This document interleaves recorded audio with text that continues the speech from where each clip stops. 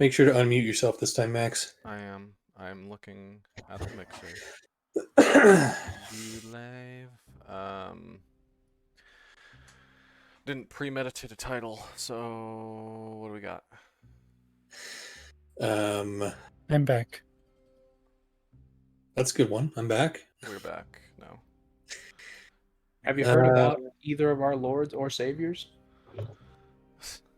Campfire talks. Campfire talks. That's not a bad one. All right, yeah.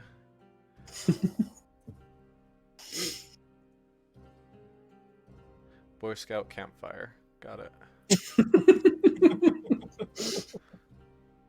And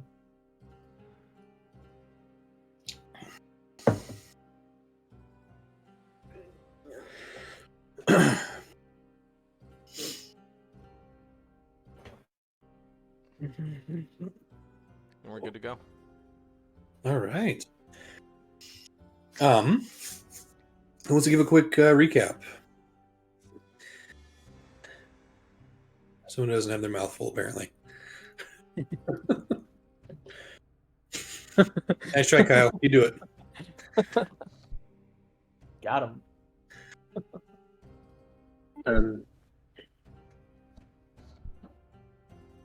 Yes, Kyle. Tell us about the insanely Totally heavy not session. traumatizing. Right? Yeah. Yes. So this was the session after we defeated my newly found evilness of a brother, and it was mostly doing war planning and Wrath kind of also figuring out a little bit more about his past, which is also sad. That's okay. And we decided that the Sentinels were going to go, and everybody else was going to start marching to war next day. And for now, the general is going to take care of the Brozak clan on the way to Winter's Hearth, and the Sentinels are gonna do a thing. We were in the middle of a conversation with Solthrin. Yes. In the land of the dreamers. As we pick up, the 6 individuals sitting around a wooden table in a dreamscape. Donko seemingly there where Frank is not.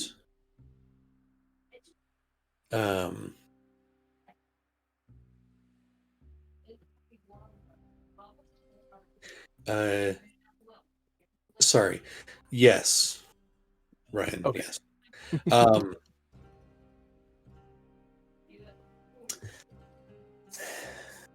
Solthrun had just, while looking over the map you guys had found in Milo's study, and talking about some of the things that he's been doing with the Orb of the Unlucky and all of that, he mentioned to you all that what they found, and what the Githyanki had found was an empty illithid ancient city with apparently nothing there of value. There was a brief moment of a brief pause before Charles was able to pick up on some quick eye movements on Solthrun, leading to him not completely believing what he just said. And as he continues to look at this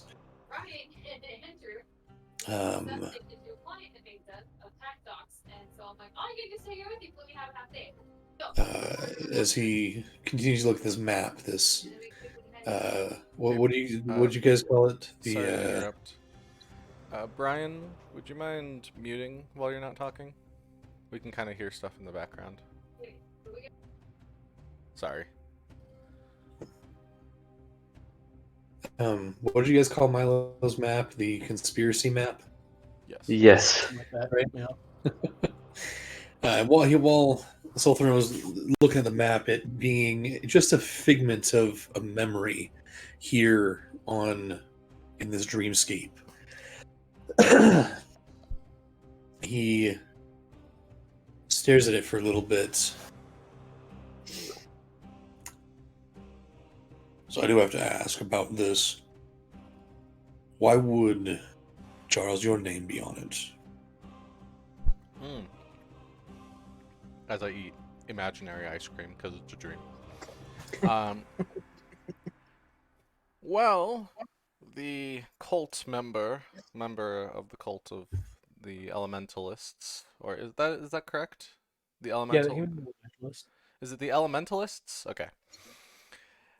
He and I have a bit of a history. He was a board member of the college that I attended for my education. He didn't like me. And he knew of my exploits and my expedition prior to meeting the rest of my fellows here. Interesting.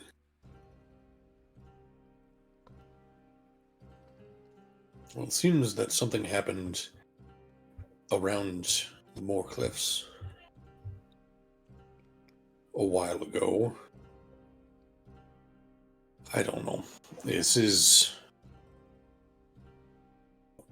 what the purpose of this was. Could be related to the Gith invasion, or it could not.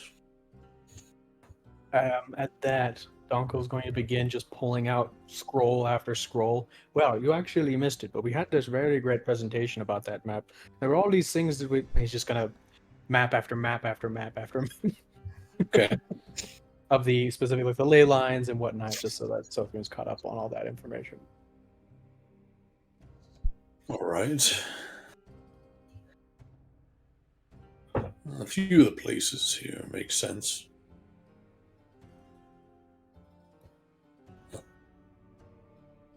Either way, what, other than just touching base, what would, did you have something else specific you wanted to discuss, or what are your plans now, I guess? That's a great question. We're not entirely sure. We could go. We have suspicions of a tomb of sorts within the Krasman Hills relating to perhaps what Castle previously did in his life as the Watcher. Warden. The Warden. The Warden. There's also potentially looking.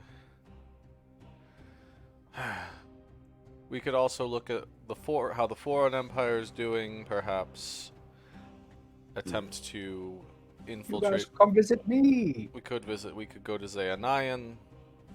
Been a whole month. It's crazy. Has it been a month? Not for you guys. Absolutely not, no. Okay. There may be some other entities that we can talk to regarding help. Specifically, what's the name of the country I'm from? The Vrenith Kingdom? The Vrenith Kingdom. The Vrenith Kingdom, which is the closest peninsula to Okoria, could also perhaps be of help to the eastern port cities that the Gith have captured. I don't know how well a sea siege would work, but it's a possibility. Last I heard, they had their own squabbles They did. down south. They did. That is true.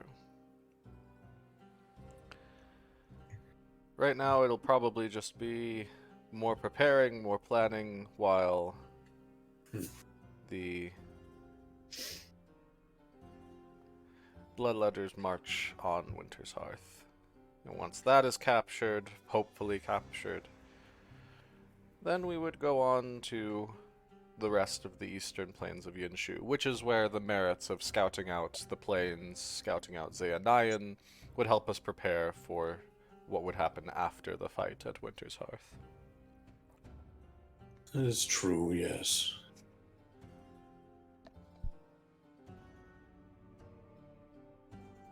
Would you have any recommendations?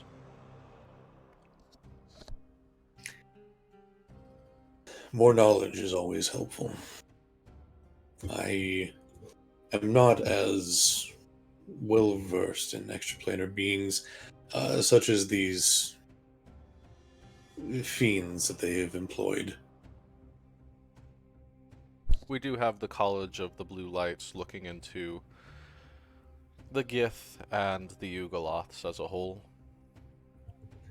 They were told to report to Beheim via Sending Stone, I believe. We left them. And so perhaps they may have some knowledge, and that's another place we could potentially look.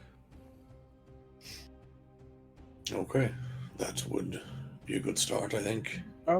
On the topic of knowledge, I have a question that you might know about. Although I can't find it in my notes, Josh. I don't know where I wrote it down. What was the name of the thing that Donko found out about? That you told me the other day. Oh, Is it a note? yes. Give me 1 second. Not that note. I thought I wrote it in Donko's character sheet notes, but I don't see it.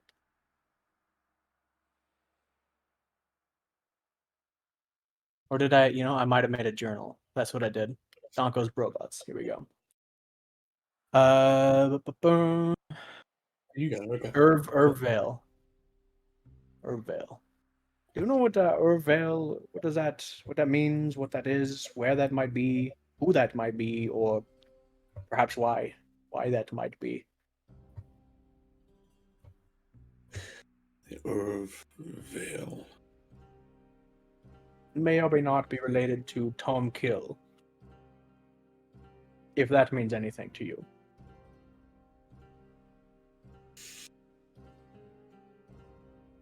It's interesting. There is a brief recollection.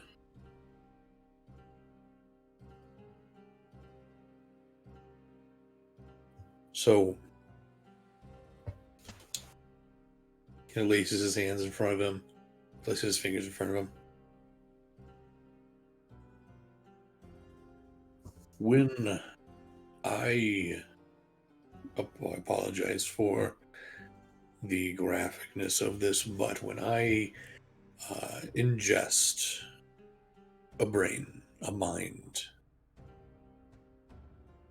I gain the memories of that individual. All of them? The majority of them. The important ones. The Illithid that were captive under Mount Mournbold, that you had faced previously, and then the rest were captive, were ancient. They had been in there for millennia or more. There is a brief recollection of a Tomkil, a gate,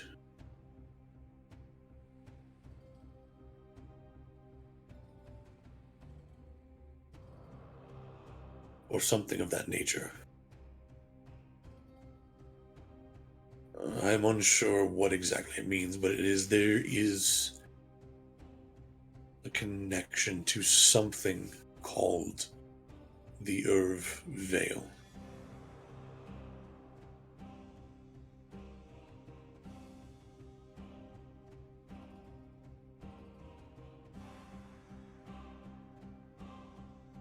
What it means, I don't know. Might I ask where you heard of this or got this information from? Hold on, I'm typing what he said. So a different memory surfaced from the ancient Illithid. He thinks that Urvale is a gate of some kind. He called Tom Keel a gate Oh, of some kind. you may be a gate of some kind, and Urvale has something to do with it. Okay. How do you spell this guy's name again? SOL space THRUUN. UN. There we go. Okay. Oh, so Tom Keel is from my brain bank, if you will. But Urvale. So, where do I start? We were looking for a brobot, me and my buddy Wayland, or I guess my brobot Wayland, and the trail had gone cold, and we were wandering about, minding our own business, when the trail got very hot again, as in a giant forge and all these fire creatures started coming out of it. And so we went to the plane of fire, just no big deal. And then we walked around for a little while, and then we went to the Feywilds. And Excuse me? So I was in the Feywild for a little while, and there were these little guys. They were mean, and we killed them, and we moved on, and we found this city, and there was a guy, a robot, if you will, who could plane shift. Rooster was his name, not a bird. He's a robot. But we then plane shifted back to the material, and not much time had passed, which was convenient, very handy. And here we are. Oh, and Rooster remembered Urvale. We have to return, he say. I don't know.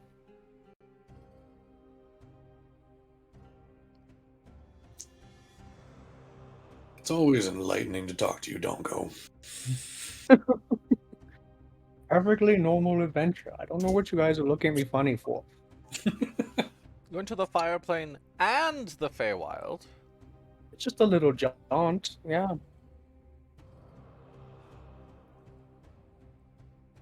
Charles is just... Okay. Well, I feel our time coming to an end. The night is growing late.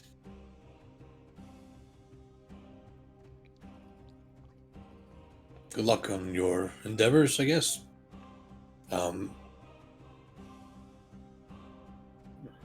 I will be looking more into with my contacts, into the Foreign Empire. Sounds like a plan. There's something, a darkness over Arcarnian that is not befitting to this war. So I need to figure that out. Very well. We shall contact you when things develop, or you will contact us when you need to. You guys can contact me at any time. Yes, we can. That sounds like a plan. Thank you for the contact and information. This will hopefully help in some respect. Anyway. Wayland and Rooster say hello. I'm Bye, guys. Okay. And one by one, you all start to fade back out into whatever dreams or states of consciousness you find. The morning comes, bright and early. I'm assuming you all had slept in Wrath's tent that night. Yep. Well, most of you.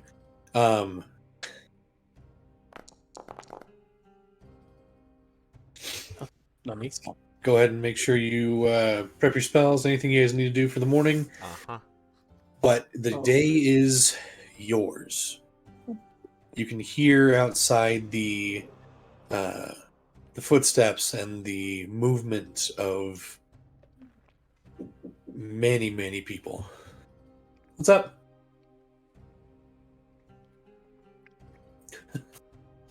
Sorry, one sec. No problem. So, Frank Did not we- being a part of this, Uh-huh. Frank just had a normal night, I assume. And so Charles will kind of go up to him and be like, So, we had a meeting last night, and we forgot to send you a memo to invite you. Well, it's mostly my bad. I was here the whole time. I know. We had a dream meeting. I watched you guys. You guys all vote. Wait. Is this some weird magic stuff? It Some is. weird magic stuff. It's not my weird magic, though. And Charles will relate our, because I don't think Frank's heard that we got captured by the Githyanki.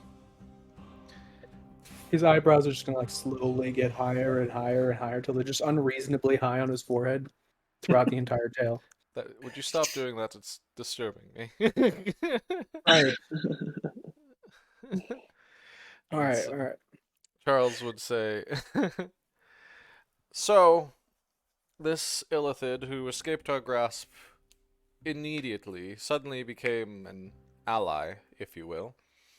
Obviously, never trust an Illithid, but I mean, the enemy of my enemy is my friend, and since Gith and Illithid are sworn enemies, this is established through most history I've read, I feel. I mean, we'll get if to I that lived in problem the when same we do. dimension as brain eating monsters, I'd be their enemy too, probably. Yeah. Makes sense. Yeah. So, next time I'll try and get you included whenever we want to touch base with him. Tight. Okay. And one thing, Charles would want to get everyone gathered together during breakfast. And basically say to the table, Ath just wants to go find the general, make sure all preparations are good. I would, if Wrath was heading out to do that, I would suggest that he get a runner or something from his clan to see what's going on with the one clan that's not coming with us. So they didn't send a rep. Maybe, I don't know, outstretch a hand or something, see if they're willing to join now. Who knows?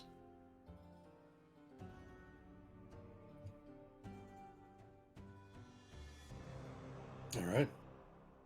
So, Charles, as you were attempting to gather everyone together, Wrath just walks out. Wrath, you find your way to the main tent, the main Brozek tent. And easily enough, even with his insanely short nature, you find General Rasha. He is up on a table, standing and shouting orders. As you walk up to him to individual, you gotta put that one over there. It's put it down. It's fine. It's fine there. Chief. Sorry, Wrath. Sorry. What can I do for you? Hello, Raja. I just wanted to make sure everything was good. No issues. No issues yet, except for morons, and they won't put their point. Right, that the clan that isn't coming with us. What were they called again? Gishma. Is there any way we can send a runner or two, just to check on them to see if they haven't changed their minds? Yeah, of course. Absolutely, we can do that. And he calls over a couple of runners, or a couple of soldiers. You two. Chief Wrath has a message for you to deliver to Clan Gishma, whoever their chief is nowadays. We'd like to invite them to join us again. If not, that's okay. But we could use all the help. The two soldiers look at each other and, oh, yes, sir, and they rush out. Did we ever give Rasha a sending stone or anything, or do we have a way to contact him? Not as far as You guys Not have so right now. far. I can cast sending normally, like to anyone, To him from. because I've met him, and so if we needed to contact him, I can cast sending to him. However, he probably cannot contact us unless I. And I mean, this is something I could hypothetically do on a nightly basis, like an hour before bed. I regain any spell slots, send a quick sending, just a quick update, and then that'll be that. So Rasha, my friend Charles, he will be reaching out to receive updates every once in a while. So if you hear a voice in your brain, don't be too weirded out, although it is pretty weird. Oh boy! All right, another one of the magic folk. Got it. Right. All right, Raja. Thank you. Good work.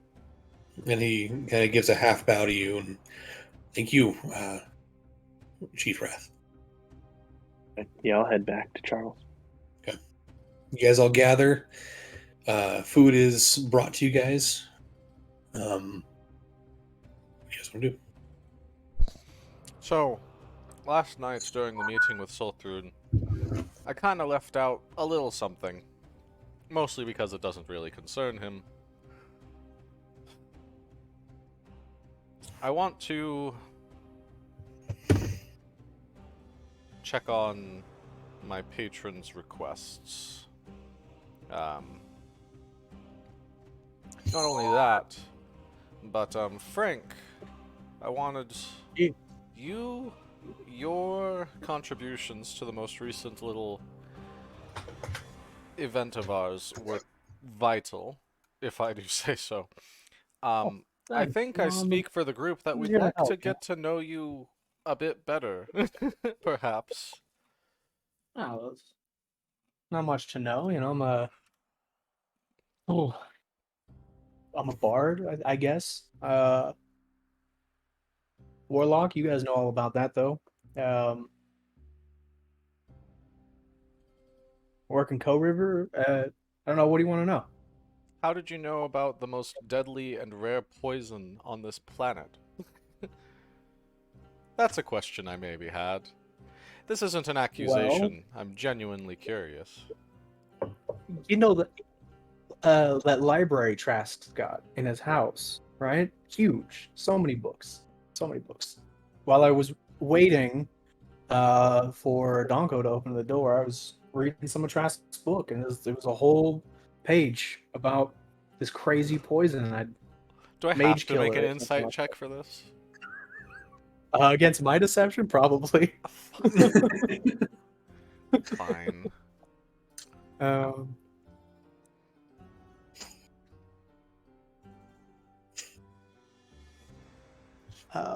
gonna roll with disadvantage though, because Frank was caught off guard by the question.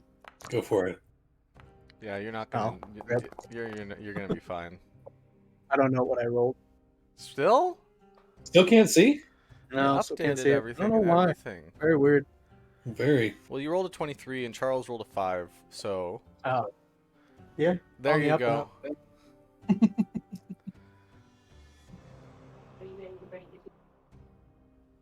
up. Okay.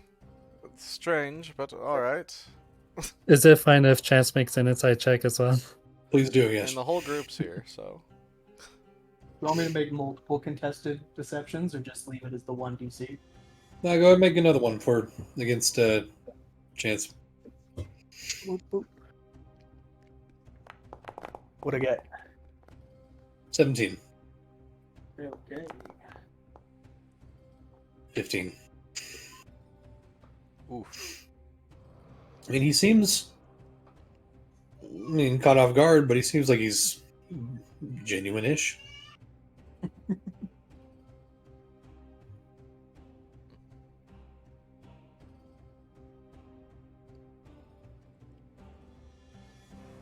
All right then.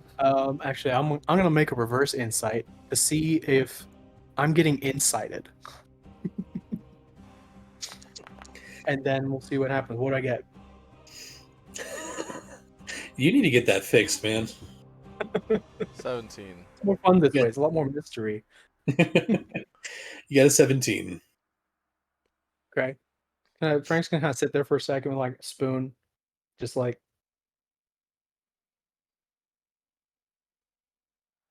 I didn't read it in a book. Mm,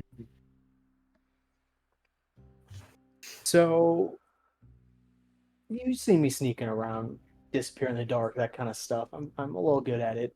Let's just say More than a little, I I've would used say. it. Yeah, yeah. It's kind of my main stick. Um, I've used it before in the past to kill a mage, um, so that he couldn't be revived for money. A lot of money, good money. If that answers your question at all. Yeah, absolutely. Yeah. And you know, I feel like trust given deserves trust re-received.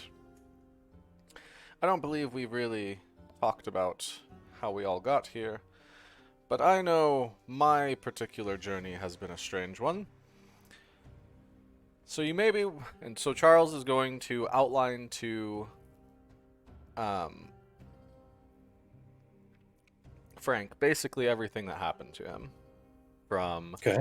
going to the um, the ruins, his semi-solo expedition,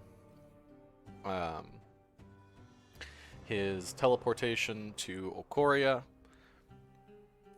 and then subsequently his pact with Gorgatiel, and description of Gorgatiel, and Charles will even show his amulet to Frank.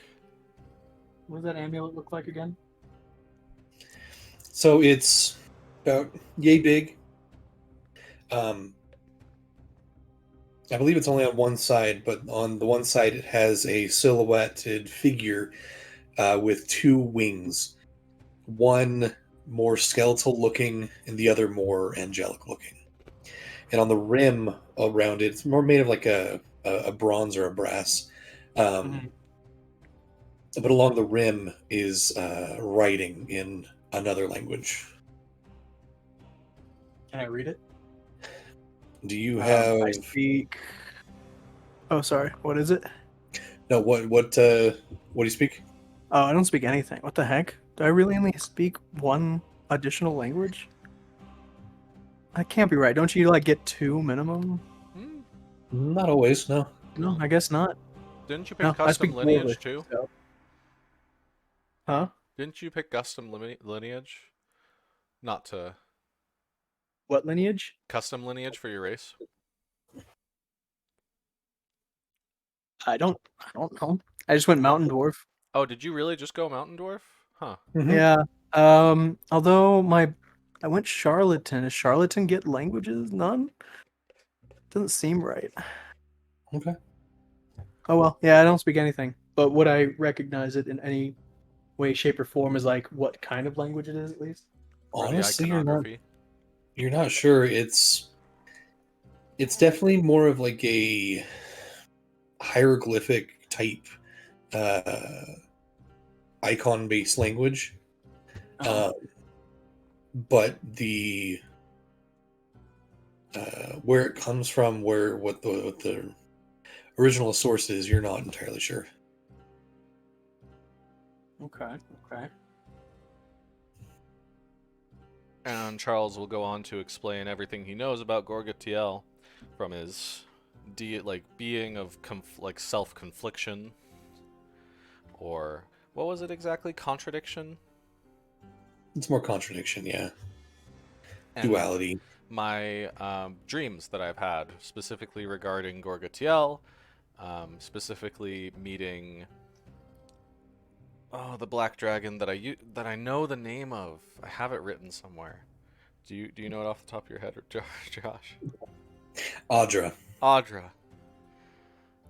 Meeting of the ancient black dragon Audra, who was a disciple of Gorgatiel. The subsequent storing. Oh yeah, then we'll get into the Gith egg with him. We'll tell him about that, and I how forgot it's about that. Where did that end up? it's They lost. got it Someone back, took right? it. Yeah, they killed the guy. No, Forgot about that entirely. they attempted to kill Audra. Donko was able to kill Audra just barely. No. I thought we gave it to the professor, the Gith. Mm-mm. Or not the Give it Gith, to We gave it to Audra. yeah. Oh, We told the professor Right. about it, and he died. right. Yeah. Which I assume that's probably how they figured out where it was or something. I don't know. They didn't figure that out. Honestly, we still technically don't know who took it. Hmm. It could have been the Gith, but it might not have been. Audra's description was extremely vague and unhelpful. Yeah. Anyway, then finally leading up to my most recent dreams regarding Gorgatiel and, weirdly enough, my father. I don't remember the dreams about what's that about? So the dreams with Gorgatiel and my father basically were like a giant, I believe it was a stadium, if I Something remember like that, yeah. correctly. And we were walking, and there were people walking as well next to me. And I looked to the side, and I saw my father. And another side, and I saw my brother, I think. Your oldest brother, yes. Yeah. And then Gorgatiel vaguely threatened me with, like, if you don't act now, others will. Ah ha ha ha ha ha, my champion slave. I don't know, that's what Gorgatiel sounds like to Charles. No. Not You really. Charles specifically say threaten? Yeah, Or yeah, it felt okay. threatening. At the time, I was more worried with, the world blowing up. But Yeah. we have time now that I didn't believe we had before. And so, to the rest of you, I'm more interested in figuring out what my father, my brother, and Gorgatiel have been up to. And I don't know, figuring that out. I don't know. The way you describe it, was it a threat? Or was it like a warning to like spur you on? I don't know. DDs are weird. Like They are, but Gorgatiel, they're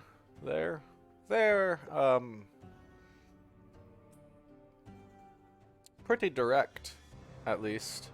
I ask them, hey, do you know this? And they're like, lol, no, goodbye. oh, And I can only speak from experience. My DD doesn't speak to me much, but they seem to know a lot more than they let on most of the time. Anyway, So I agree. We should look into what's going on here ASAP. that's my life story and my current idea for what our group should do. I feel like my patron is mysterious. They have their own wants. Perhaps if we placate some of these wants, they will be able to provide us with some power to defeat the Gith.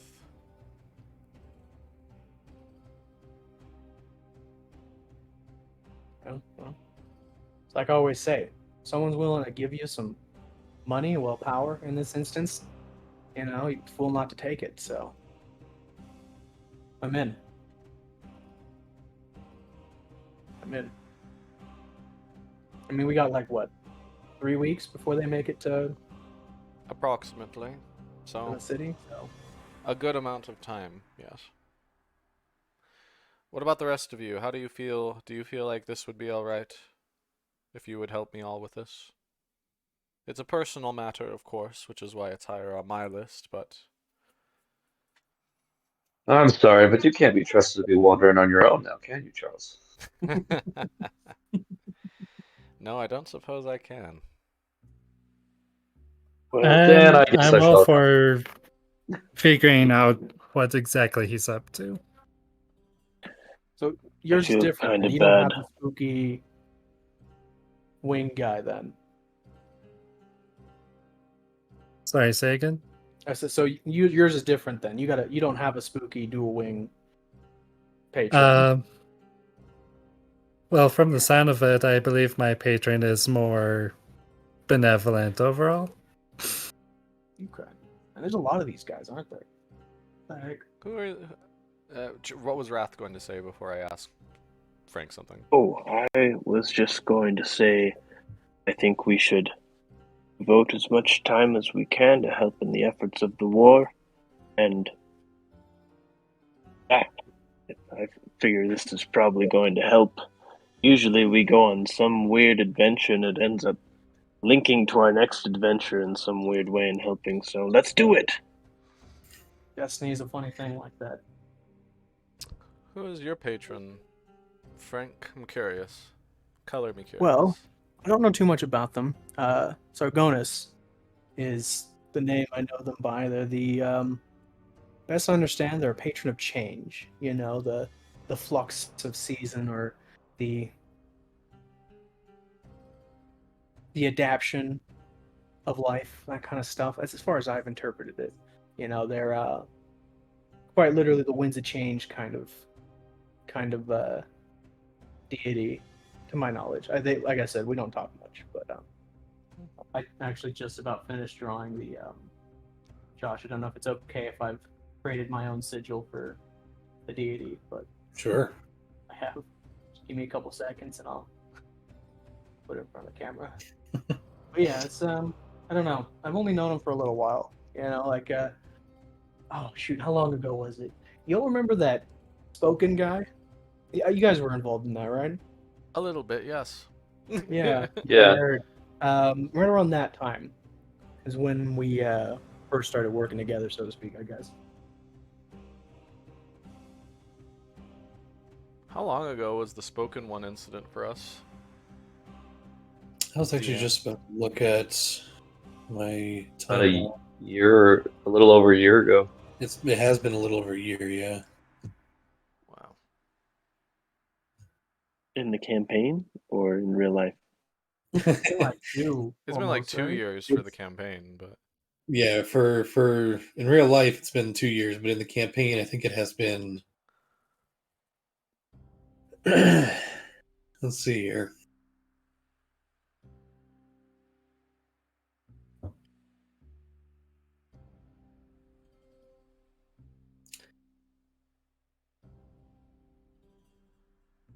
Yeah, it's nearly been a year.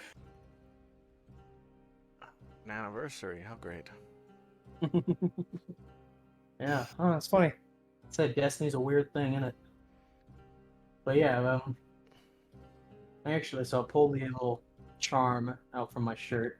I don't know if you guys will be able to see it very well, but it's a basically a spiraling thing. It looks like on one side it's a tree, and on the other side it could be looks like flames or maybe leaves. It's hard to tell, Okay. but it surrounds a gem.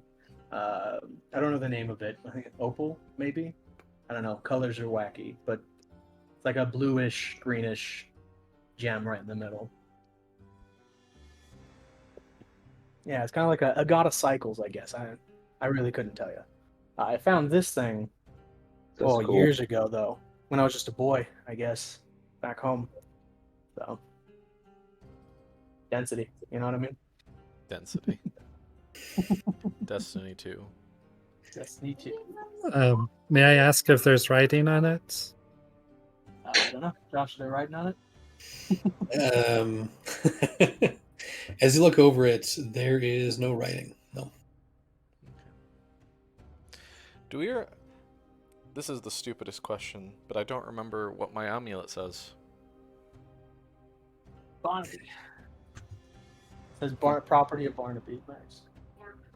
I think we have it written down somewhere. Yep, I believe it is one of the pinned messages in our general chat. Oh, frick. Let me pull up the general chat. Wait, no, that's the wrong chat.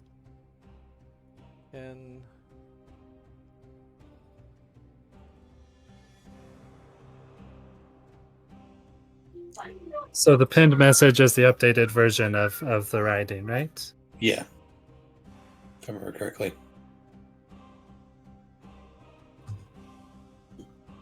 Oh, 3 blades to bind the kin. Those who thrive in blazing change. Each blade lives on in need of weight. For 1 to pull them, unlocking the gate. The 2 in 1 will be 2 once more, and woe to those in the world a torn. That's not ominous at all. Not at all. Could be the gate that Solthorn talked about.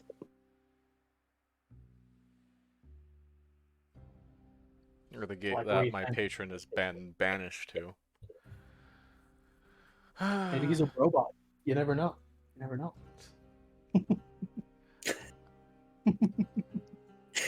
The 10th robot is just Gorgatiel. No. I kept them all. Gonna shoot that down right now. Can't imagine why, Max.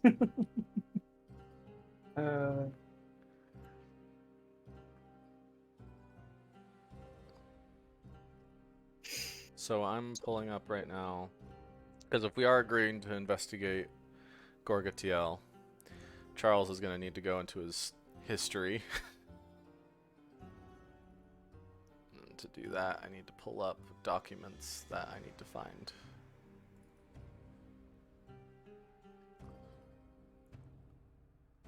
I do have a question. Do any of you guys want the Staff of Thunder and Lightning? What's that do? Sounds fun. Pretty fun stick. Well, yeah, let me pull it up. One moment. I unfortunately have no need, as now I am using a legendary artifact from all of my friends. Yeah, you're kind of set. Yeah. I actually still have an open attunement slot. Artificers. Yeah. Sorry. So the Staff of Thunder and Lightning can be wielded as a a +2 magic quarterstaff. It has 5 different properties. And when one of these properties is used, it can't be used again until the next dawn. So there's lightning. When you hit with a melee attack using the staff, you can cause the target to take extra 2d6 lightning damage. Thunder, when you hit with a melee attack using the staff, you can cause it to emit a crack of thunder audible out to 300 feet. The target you hit must succeed on a DC 17 Constitution saving throw or become stunned until the end of your next turn. Where did we get this? Was this from? Just got it from. That was from the other It's day? from Flight. Oh, okay. Pretty I good. mean, it's very up Donko's alley, but he ain't here to claim it, so.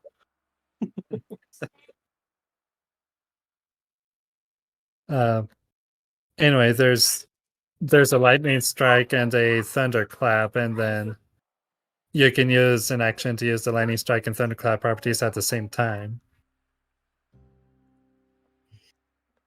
But the lightning strike is basically a bolt of lightning, and the thunderclap is 6 creatures within 60 feet of you must make a save or take thunder damage. You dual wield. Wait. Charles. The Staff of Magi, is that a quarterstaff as well? It is. And you dual wield quarterstaffs? You can't dual wield, but you can hold it Maybe and it's cast a spells bow. with one hand and using it as a focus. So hypothetically, I could have both staves in hand. I could attack with one of them one-handedly, but I couldn't double attack, but I wouldn't be double attacking anyway. So I guess I could use both. Like Charles is the only one that would use that who's here. Yeah. Actually, I could dual wield my staff along with the voltage. The Staff of Thunder and Lightning with the voltage. I will say, the pact of the rod of the Pact Keeper that you have, I think it actually says in the item description that you have to be holding it to gain its benefits. Like, It is technically a focus, I recall. well, it's not a focus. It just says while you're holding it. Oh, okay. Yeah, I have to be holding the Rod of the Pact Keeper to use it, and Chance has been trying to be a dual wielder in combat. That item is something that Donk would be very interested in if no one else is going to use it. There's like, we just hang on to it. Once Donk goes back in the party, he'll take it off your hands. But I mean, I might as I've well already hold got- on to it for now. I actually have an open attunement slot, and that could go to the Staff of Rod and Lightning. It could also technically go to the Pact of the Rod Keeper, but back to the Rod Keeper. I like that better. or Rod of the Pact Keeper. I already have a magic You source already now. got like a Now super. that I have Well, the magi. I think Donko's still using a +1 staff. I might not be. Let me double Yeah, check. he's not here. That's his own fault. Yeah, I know. I'm saying when he's There's also back, the yeah, it's a there's also +1. the Ring of Protection that you found on Flight's body. By the way, would I have attuned the Tome of Magi since I could have woken up 2 hours earlier than everyone else? Oh yeah, absolutely. You're Frank's gonna be like looking a little like not wanting to intrude on a magic item conversation, but like, well, if I know one else is gonna be wearing that defense ring, like, I got 10 fingers, so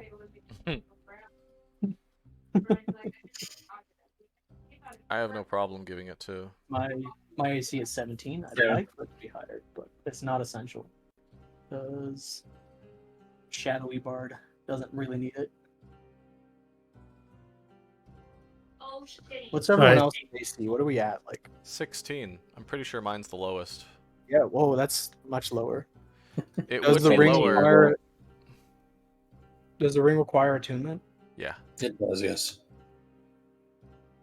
It also gives a +1 to all saving throws, right? Yes. I mean, your AC is lower than Frank's, so if you want to take the ring of defense, I think you should. But also, Eldritch Blast has like a range of 120 feet. This is so, where like, I'd put my Ring of 1-Up if I still had it.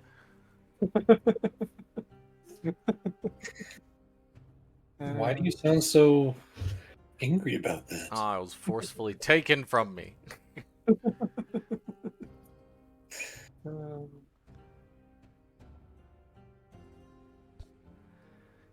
But yeah, I'll take the Ring of Defense. Ring of Protection. Ring of All right, Protection. Chance will hand that over to Charles. Yeah. And if I don't know, I kind of want to dual wield the Staff of Thunder and Lightning with the Voltage. I think isn't quarterstaffs two-handed weapons, or can they be They're versatile? versatile. They're They're versatile. versatile. Okay, cool. Yeah. Is there a way of getting a hold of a shield? I was thinking. Bronco's got a couple, but again, he's not here. I was thinking, Chance, because you're not usually actually holding the Pact of the Rod Keeper. I don't know. Like, do you feel like I guess this is a DM question, because do you feel like Chance would be able to switch between Pact of the Rod Keeper for spells and the offhand scimitar he uses? I think that's reasonable. I don't know. Because like we've been going off the idea that he's been able to just use it. Yeah. I believe it depends on the situation. For like when he's starting with his buffs at the very beginning of combat, he can have it out, and then use it, and then I'm pretty sure you always say, Brian, that you are switching to your offhand weapon. So I feel like that works in that way. Okay. This isn't me trying to take the Pact of the Rod of the Pact Keeper from Brian. I'm just mentioning it. Yeah, well, honestly, I think the staff would have more value to me than the rod would at this point. Oh. Okay. Well, didn't the rod give you like +2 to all your spell damage or something like that? So the rod. So the difference between. So the rod increases. It's a +1 to your attack roll, and a +1 to your spell saving throw DC. Oh, okay. The Staff of the Magi I have is just a +2 to attack rolls. Oh, and since Chance of doing mostly melee damage anyway, as a hex blade. Yeah, that was a Having thing. that That was a off question I had extra too. Is like, damage. how many times is Chance making people do saving throws? Almost never. I don't know. I'd Oh. ask Brian. Not a lot. Although if I ever happen to catch a group of people in a cone of cold, that would be saving throws. Yeah. Yeah. I think you're right, though. I think overall DPS and utility, that staff is a lot more viable for a melee build. Would you like the Rod of the Pact Keeper as well for now? Sure. I won't be able to keep the ring, which means if Frank wants It's already to keep... on Frank's hand. All right, it's already. What? Huh? You said. All right. So I'm gonna get. Wait, what does the ring do? The ring It's gives. Sorry. You go ahead. Well, I don't actually know. I Oh, was. the ring Important requires info. attunement, +1 to AC, +1 to all saving throws. Oh wow, okay. Polymorph. I was just is curious. disabled. Not polymorph. Plutonium. there Mr. we go. Able to attune to 5 billion magic items over there. No, right now it's only 4, and about level it becomes 5, and then like 3 levels later it's like 6. Amazing. Alright, so I'm going to Yeah. import a Rod of the Pact Keeper. Wait, I have the strongest spellcasting focus then. That book? Yeah. It's pretty Yeah, strong. yeah. Well, plus, here's my curiosity. It says anything that costs a material component of 100 gold or less can be done without the material component. So, isn't like Revivify need 100 gold piece something? I think it's a grand. No, so Revivify is 300. Oh, okay. So that still would require. Yeah. What costs 100 gold then? You gotta look through your spells. If there are any that have a gold value, it'll say in the material components section. Or the component section. Wow. Those are free. Nice. Alright, so after Book of Alchemy. so after giving him the Rod of the Pact Keeper and the ring going to Frank, and Chance's going to attune to the Staff of Thunder and Lightning next chance he gets. Okay, you can actually do it now if you would like. Yeah. Called Ring of Protection, right? Oh, there we go. I have magic items turned off. There we go. No. Protagonist. No. Thank you. Yeah, I guess that's pretty good. Okay. I have a question about the Tome of the Magi, though. Yes. Just plain due to the nature of when Rat's brother was using it, he didn't have to have it in his hand for it to activate. Correct. That's crazy. So I can literally just like hang it on my belt and like it'll still focus my magic. Yeah, Because granted, it's attunement based. just remember it is a decently large tome. Very yeah. Warcraft paladin. Yeah. On the hip. Yeah, exactly. Yeah.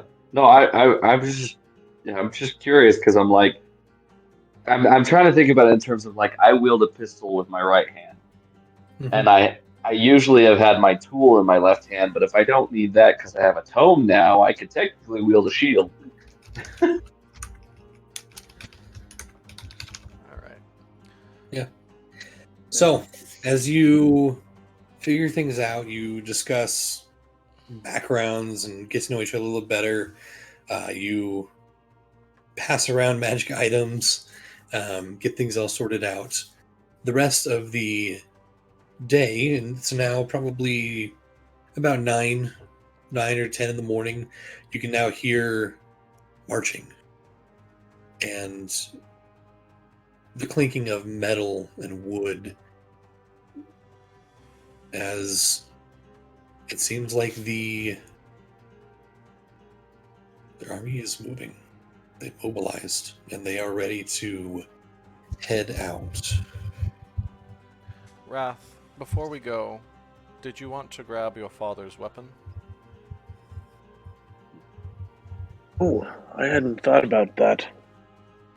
From what I saw, it was pretty powerful. And I don't think anyone would be worthy of wielding it besides you. Well, I I doubt it guess it either. wouldn't hurt to go check if it's still there. Go look for it in his tent. Takes you not but a second to find your father's weapon. You know that this mace, which is bigger than any mace that ever should be.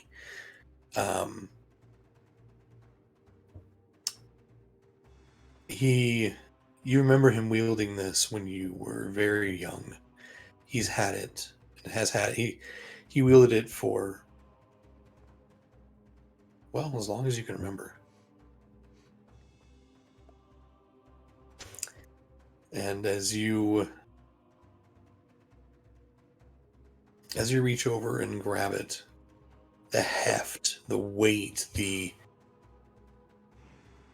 power that you feel as your hand presses around it feels right.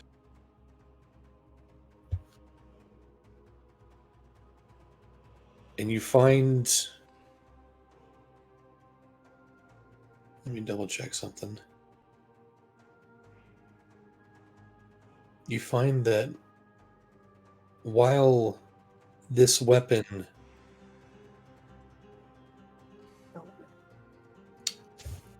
normally requires attunement, it knows you. And it automatically attunes to you as you Like for decide to free? pick it up. What's that? Like for free, or like it still takes up a slot? It still takes up a slot, but Oh, you don't have to sit with it. You don't have to connect on a magical or spiritual nature. It knows you. And you get Is the my sense, father still there? I'm assuming he'd be buried at this point. at this point, you guys would have buried him. Or he would have been buried, I should say. But you do get a sense that it is, while not a sentient weapon,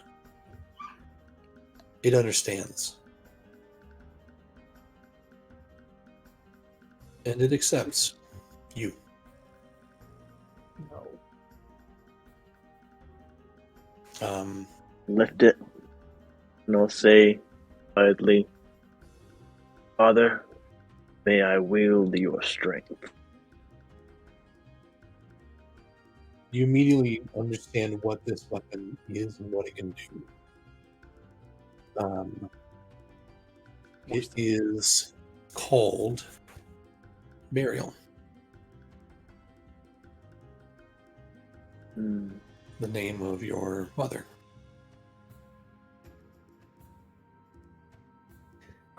It is a +2 magic weapon. And I will get it all statted out for you in just a second. But on a hit, it deals an extra 3d6 fire damage. Oh my gosh.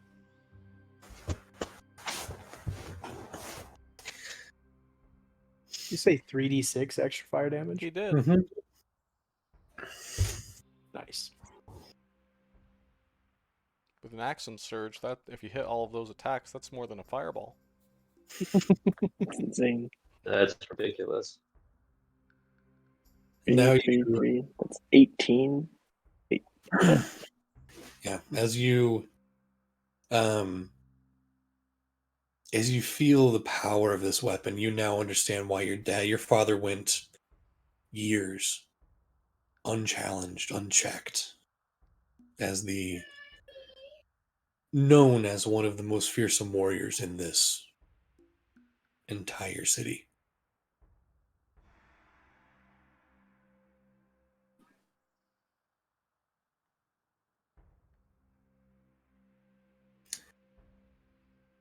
Do I sense anything besides its name being my mother's name? Do I sense anything in it about my mother? Not specifically about your mother, no.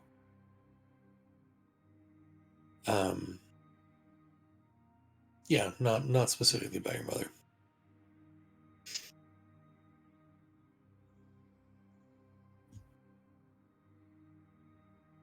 Yeah, I'll head back and join the group. Okay. So, I think it only best to start this if I take it back where it all began for me. So we're gonna go try and visit my family.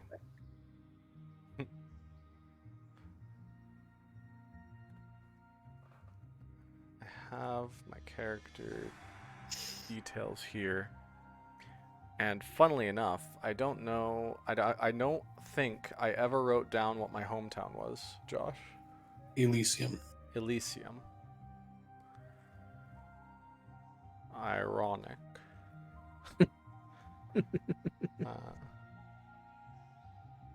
And so I will gather everyone and ask if everyone's ready, and I will double plane shift us to Elysium.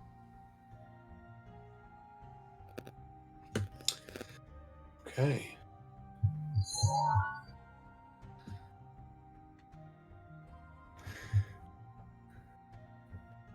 That is really handy, by the way, to double plane shift.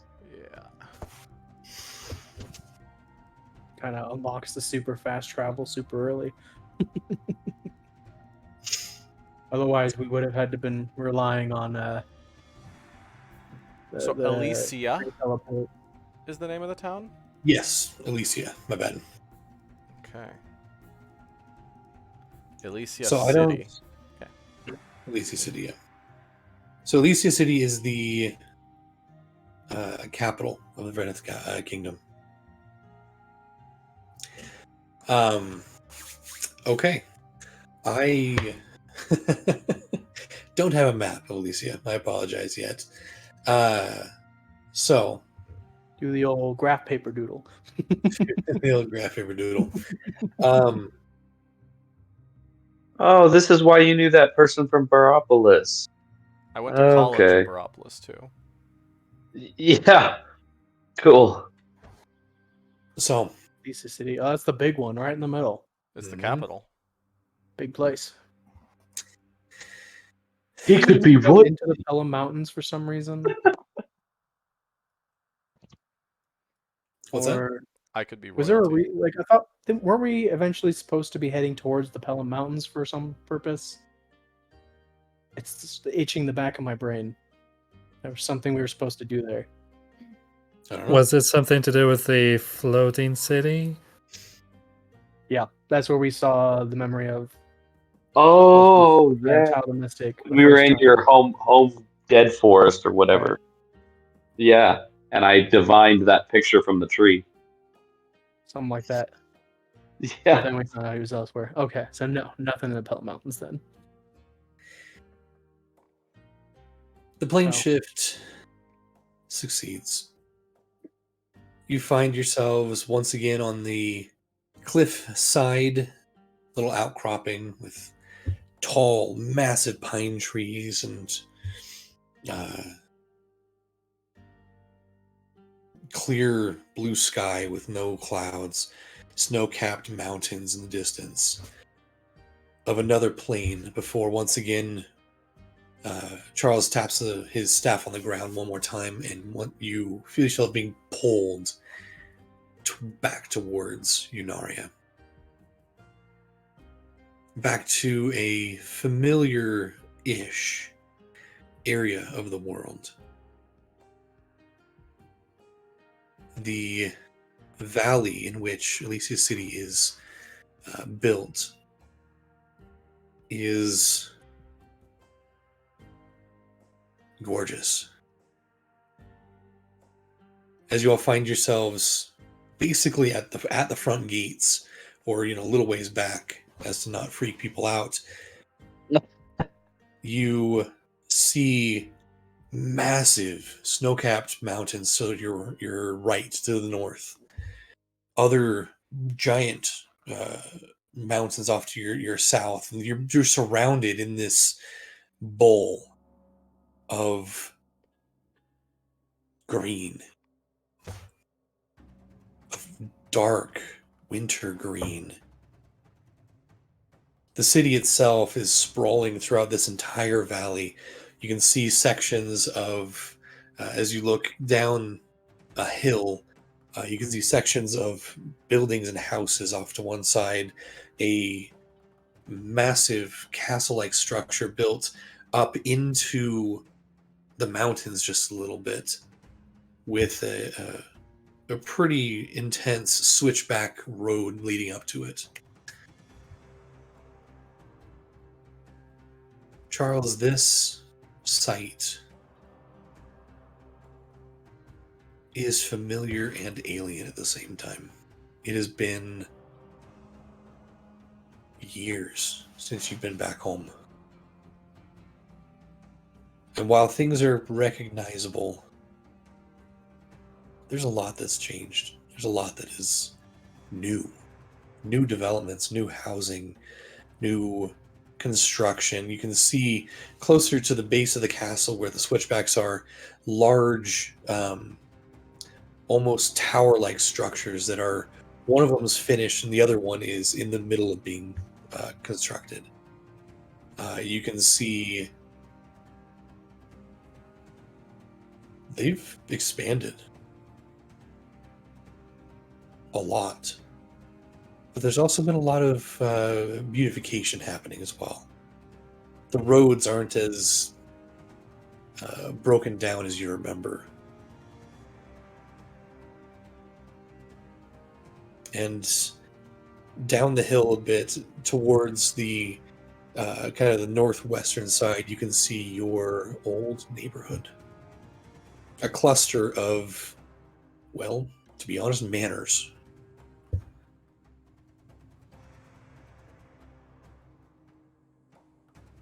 I'm assuming that's where you're headed? Well, follow me, gents. And Charles will take the Hear lead. a slight groan from behind. Frank's got his hands on knees. Oh, I don't think I'll ever get used to that.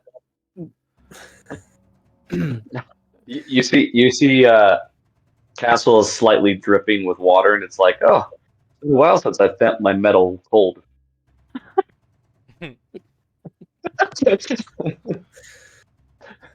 Continuing down the streets,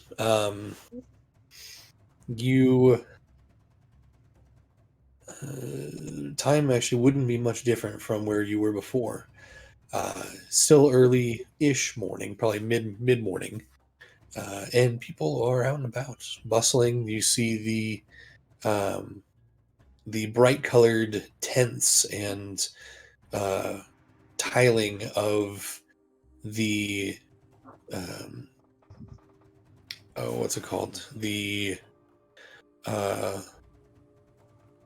Ultama Bazaar off to one side, where people go to hawk their wares and buy random things. It's a massive market, that kind of like a farmer's market, but every day. You can see Shopping the episode? what's that? Shopping episode, anyone?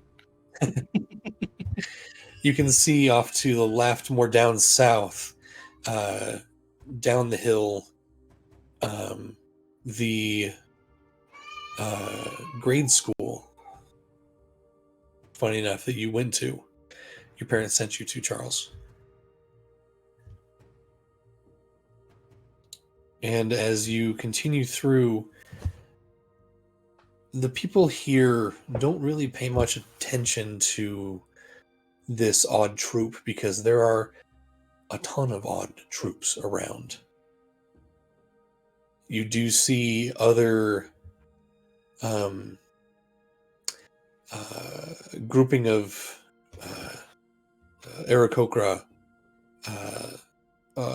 walk past. You can see just all types of people of all species, all races, just gathered here in this one city. Comparison-wise to the size of Feyheim, are we talking like multitudes larger?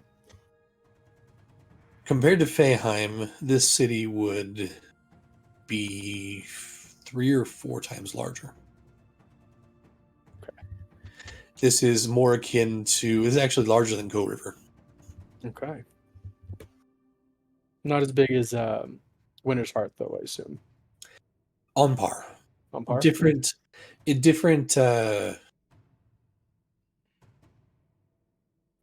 on par with... Not quite as dense. Yeah, it's definitely more spread out because they had the room here to spread out in between the various valleys and hills around this one massive bowl. But yeah, it's on par with Winter's Hearth. Okay. Pretty cool home, Charles. Kind of sounds like Salt Lake. I was literally going to say when you were surrounded by mountains, I was like, oh, so Utah, but more green.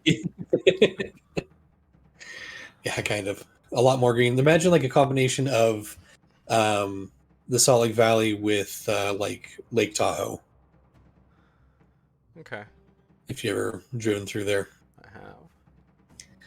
I have.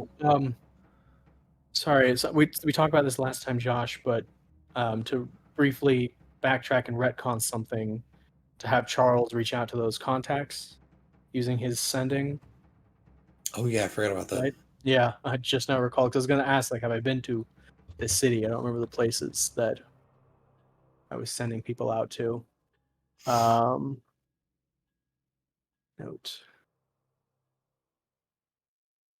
So, just for like brief, quick context, I was going to have Charles send sending to a handful, because sending, as long as you're familiar, quote unquote, like if I describe them, give them names and whatnot, you can talk to them. So, did you give me names for them? I did not yet. Okay. I'll just list where they're going so everyone else knows. I'm sending out feelers for the information that I saw on the conspiracy map, and then a few other key points that we can get information back. It's something that Frank would have done after you told him about your meeting with Solthrun. So we were sending a guy to the Forest of Never, the Juradil Peninsula to see what's going on there, the Isle of Plenty, something about the healing roots in the north. I don't remember if we had a name for that place or not, but it's on a conspiracy map. Just to follow up on what that was about. The Brenneth Kingdom, Halork Bay, one to keep an eye on Malpry, and then a particular specialist to seek Milo and try and find him. Right. Ooh. Yeah. Appreciate it. I don't like that loose end. I mean, Charles doesn't either. Makes me nervous.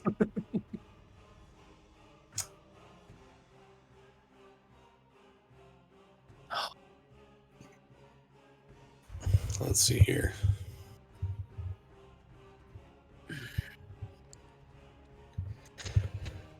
All right. For the Juradil Peninsula, you do know an individual there. He's another dwarven figure, dwarven gentleman. Name's Fizdrim.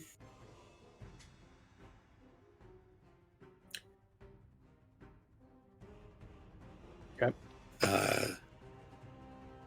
So he's based there in the Juradil Peninsula.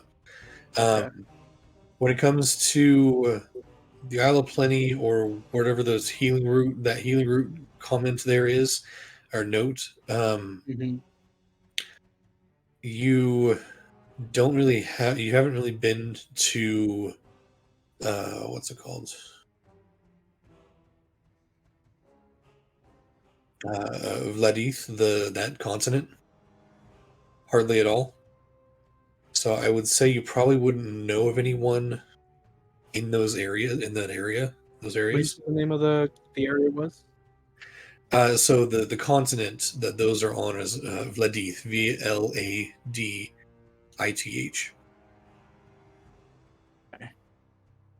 Then could I send out a contact to our main hub and see if they can get any like contractors in the area or something? That'd probably take longer, but just That'll take a little while.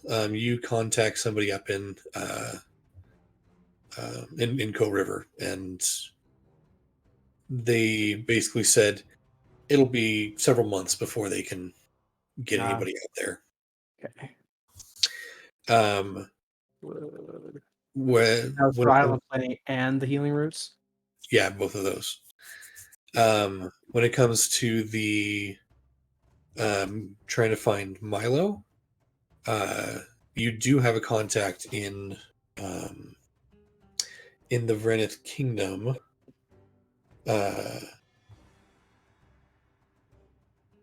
In Volodale City.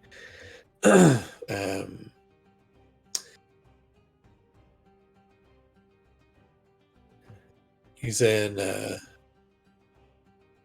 an elven, or she, sorry.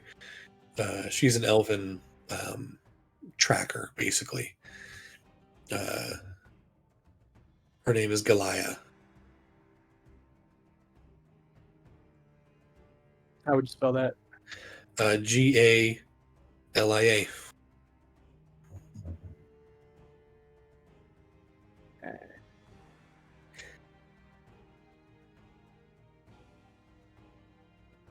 Okay. I'm sure we got somebody in Malpry, but we got lots of eyes in Malpry right now, just as a group, so don't know if we need to, but would I have one? Yeah. In Malpry, there is a human gentleman, older.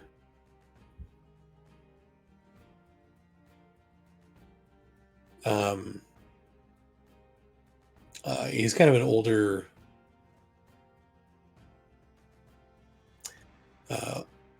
member. I'll say, Gerald will be his name, or what would be his name. Okay. Only ones missing then would be Forest and Never, Brenneth, and Halork Bay.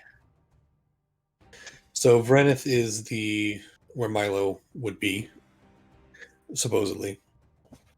Oh, okay. Haloric Bay is close by, and so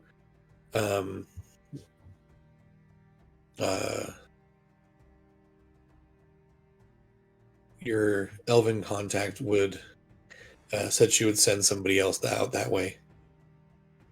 Okay. And everybody you contact people in Malpry, you contact people in Coe River. None of them have heard of any place called the Forest of the Never. Where was that on the map again? Far to the north. Well, if we got a guy in that part on that continent, I could ask him to just look for information on that particular zone. Okay. We'll look. Yeah, your dwarven contact will look for information there. Okay. Also, into this. All right. Halork Bay. Did you say something about that one? Yeah, your elven contact in the Vreneth Kingdom will send somebody over there. Oh, okay. So she's handling Milo, Haloric, and Brenneth. Yeah. Okay. While you're finishing writing that out, I'm going to go help my wife real quick. I'll be right back. Bam.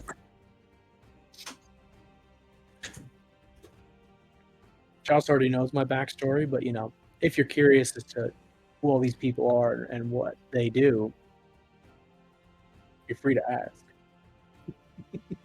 I mean, listen, if Charles had to go through and receive detailed descriptions of each person, he's not gonna not ask.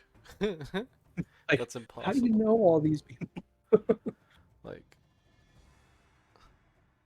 Would you though? Like how would I know all these people and whatnot? I would probably ask, yeah. Yeah. Okay. I don't know if you can tell, I'm itching to share my backstory. I don't know if I can, considering you lied and then saw that we were What? trying to see if you were lying, and then... Well, that's more of a character flaw that I wrote into Frank. So Yeah. So it all works out. I'm pulling up my family. You Yeah. know who I'm gonna go visit right now? Probably my mom, if she's still alive. Wait, Yeah. so is Frank supposed to be a nobody? He likes to pretend No. to be a nobody. Yeah. Yeah. So Frank's gonna look a little bashful, definitely. Like, so you already know about the poison, and you've already seen me turn people into shadow monsters. So like, Yeah.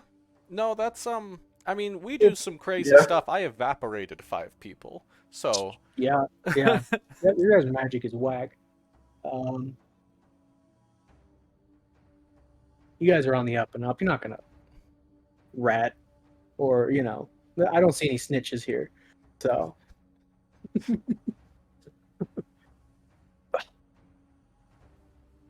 So, I don't know if you guys heard about him while you were up in Feyheim. I don't know if you guys ever went up to Co River or whatnot. In fact, nobody ever told me you guys dealt with us.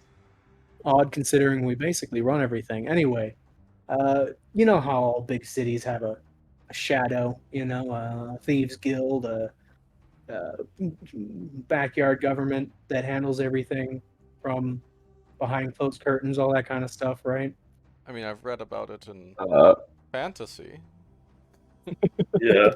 but I've never So- As seen far it. as I was under the assumption, the 5 heroes, descendants and legacy ran the cities we've been in. You guys are figureheads at best.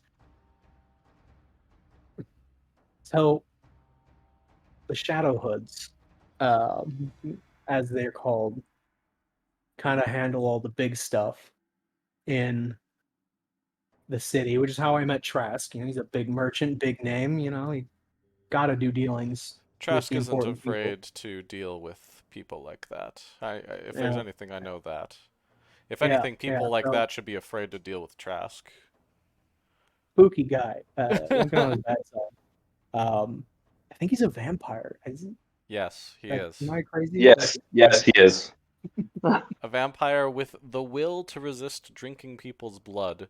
Imagine how difficult that is, and then you realize how Makes him scary so Trask much is. spookier. Makes him so much spookier. Anyway, yeah, Trask and I have been friends for a long time.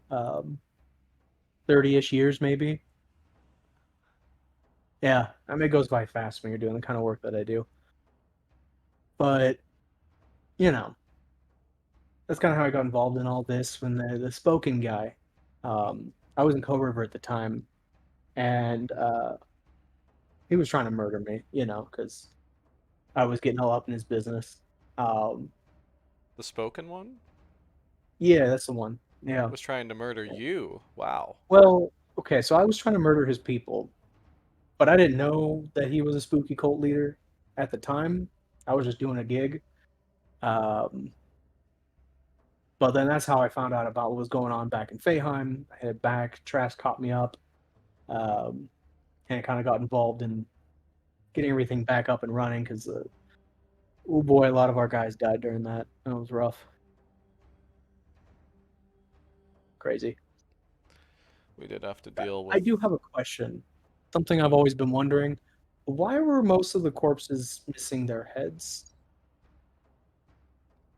I will slowly look over at Wrath. Would you like to explain? Wrath will like start to giggle, and he'll just keep giggling. Someone else is gonna have to explain. Well, Gotcha. you see, you know how sometimes cult leaguers will create this magical suicide button for their followers? Mm. Yeah. Well, the followers had this tooth that if they Oh, cyanide capsules. Classic. Yeah. yes, but exploded into an explosion Like a, like a barrel of gunpowder, practically. And our so druid, their heads explode. who is a very big fan of recycling. I think you could connect two and two after that. Our druid, who is a mushroom druid, he's a little weird. Don't know if you've heard of them, but Wacky fellow, to say yeah. the least. Any I'm immensely enjoying meta talk, by the way. That's half the reason I wanted to play a second character. at that point, we had saved an entire large group of students at the local college from being the victims of said suicide bombings by a miracle. Oh. So, needless to say, our reputation was pretty good. So, at that time, Donko decided to, I guess, spend our reputation.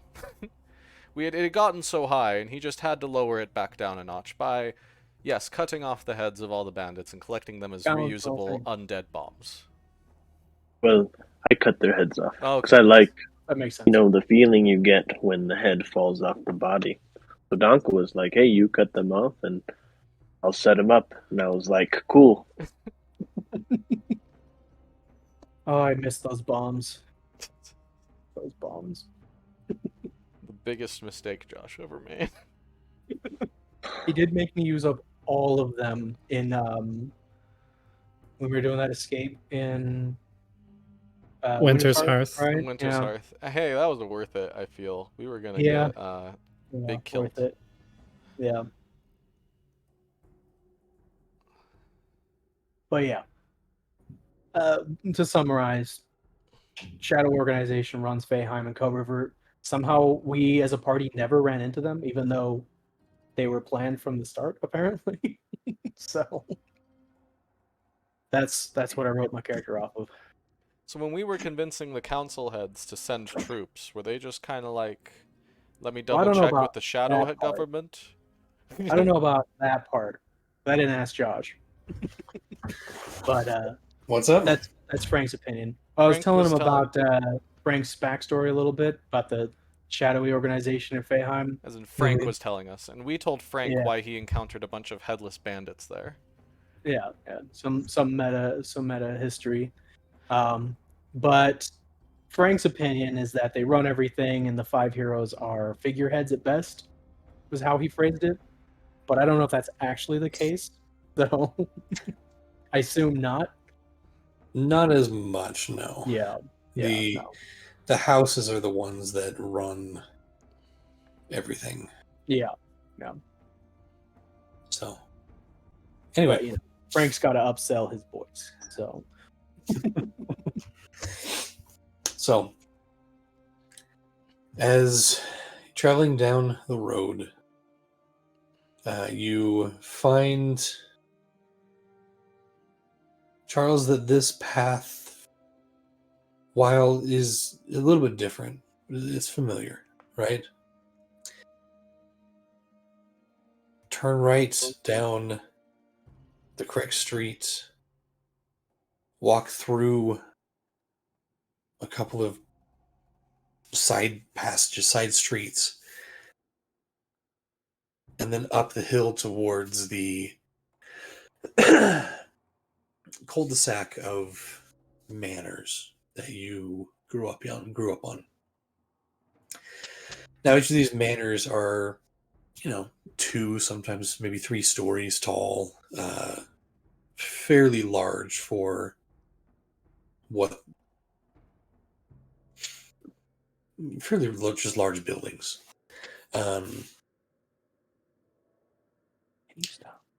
And as you get closer, you notice your house.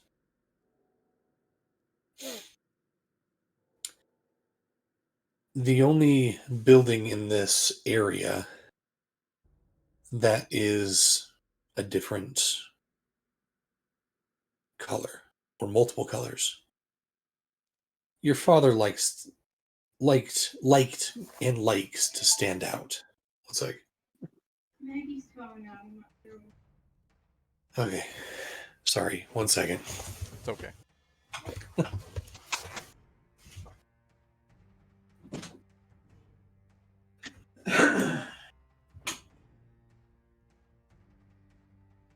I'm kind of scared. Yeah. What I did, and I don't know. I don't know how I feel about how I did it. I made a document, and I just wrote down. I didn't even write history. I just wrote down Charles's family and his relationship with them. Each one has, the thing is, I randomly generated it originally, and then I worked off of it. Did you do it using your Twitter bot? I did not. Party generator? So there's a tool that I used online that it's called This Is Your Life, and it bases it off of Xanathar's Guide to Everything, and it kind of helped generate character backstory.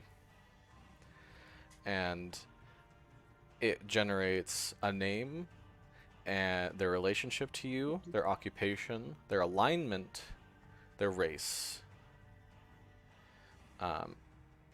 and their status. So sometimes their status would be married with a certain amount of children. Some of them would be alive and doing well, alive but running into troubles, and then it would roll for the different troubles that your friend is experiencing. Dead and doing well? What? So is there any dead and doing well? You know, it's a good question. This one, like, I have associates from the College of Blue Light. Status, alive and quite successful. Status, alive, but doing poorly due to relationship difficulties. And I just left it there for Josh to do whatever he wanted.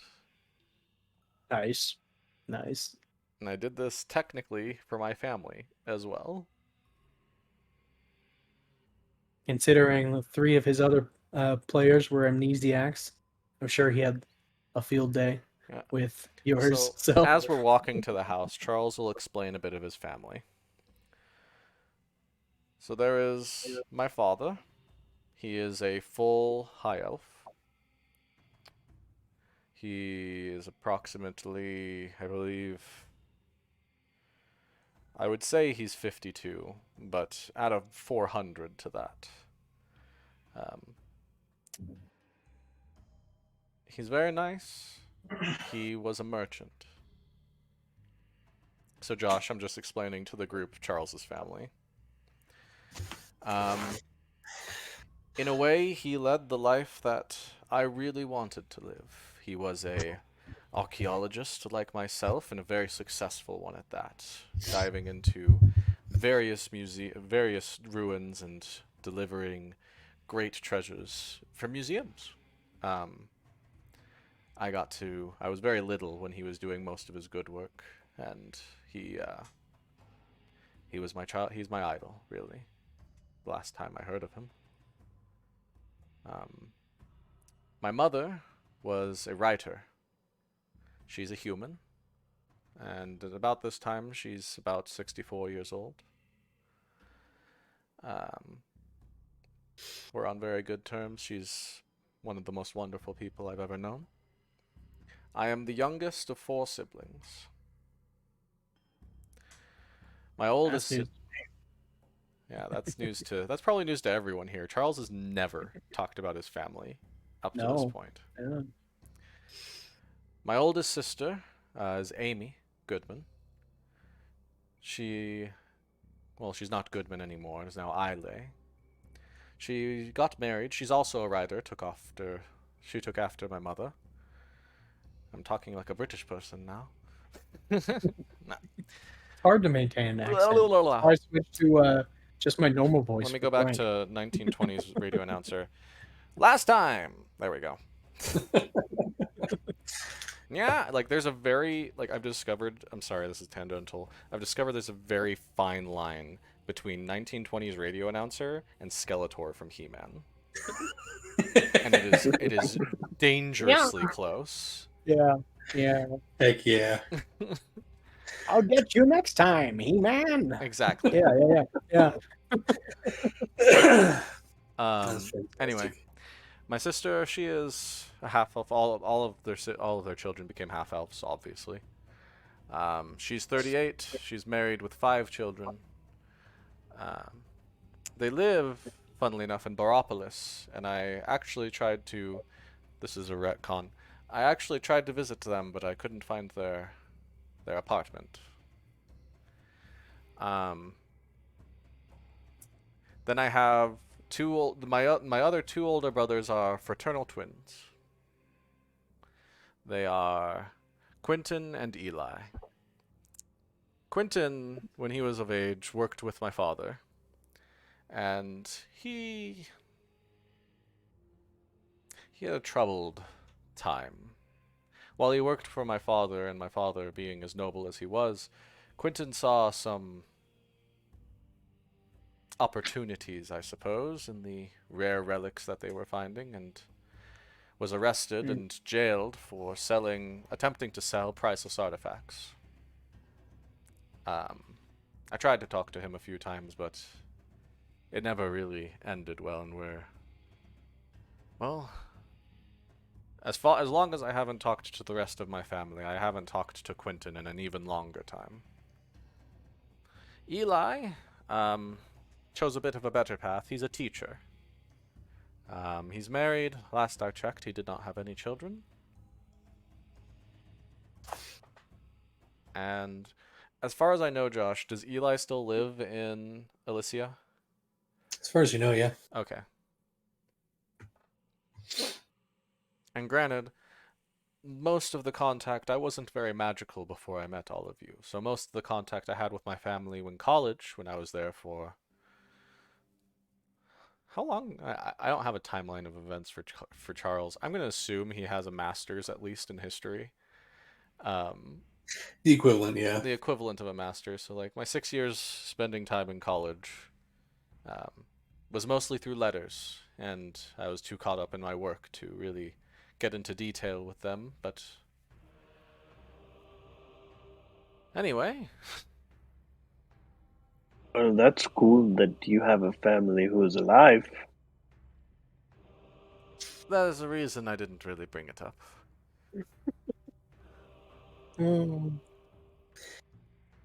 Is Wrath day drinking?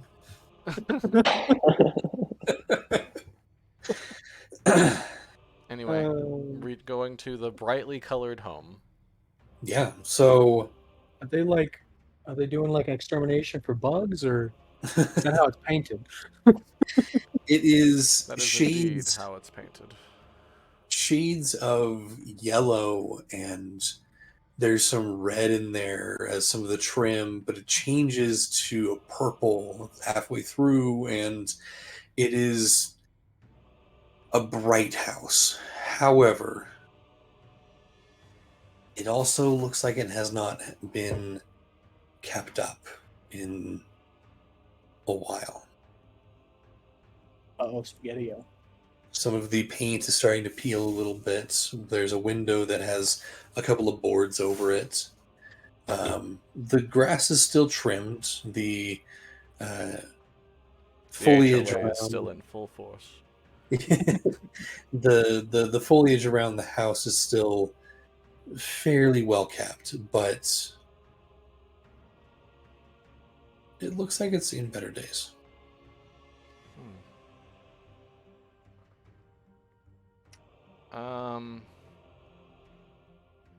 Interesting.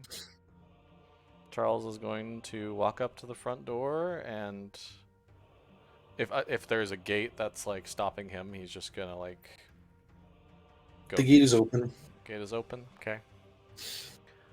Charles will go up to the front door, and if there's a knocker, or if there's a doorbell or whatever, he will do whatever it takes to open the door, or There's at a least big- signal for it. Yeah. There's a big brass knocker with kind of a vine filigree around it. You reach up, doof, doof, doof. The sound reverberates and echoes throughout the fairly empty courtyard. Um, Around this takes time, usually the gardener would be out taking care of things. it takes just a few seconds before the door opens, and you see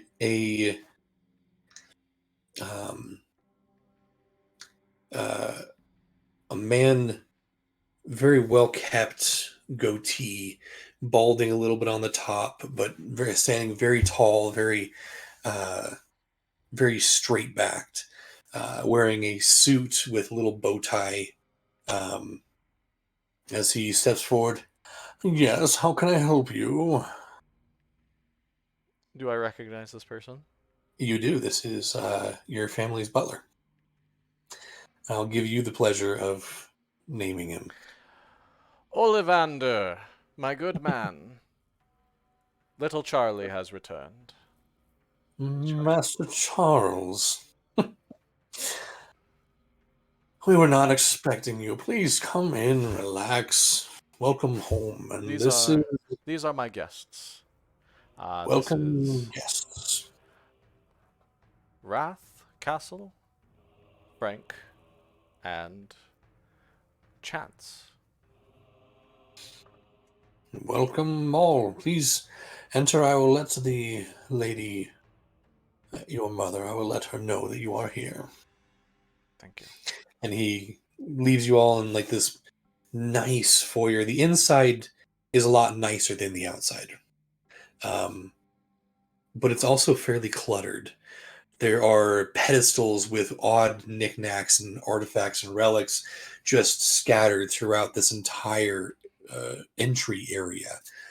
Most of them have like glass cases or are tied down in some way. There are stone sculptures, there are bones, there are metal contraptions, just all over the place in this entry hall. A few minutes go by, and you hear hurried footsteps coming down the hall as your mother enters, Charles. She rushes up and, without saying a word, rushes and gives you a massive hug. In your ear, you hear a couple of sobs, and then, I didn't know. We were worried so much. I apologize, Mother. It's been a wild tale to get back to where I am right here. You are your father's son. Speaking of which, is he with you? I was actually coming here looking for him. I did not hear. No, he left. He went to find you. He did. Yeah, like 2 months ago. He gathered a group, including Quentin, and they went to Perapolis to try to find out what happened to you. Wait, Quentin had been released? Yes, Okay. several months ago. Okay.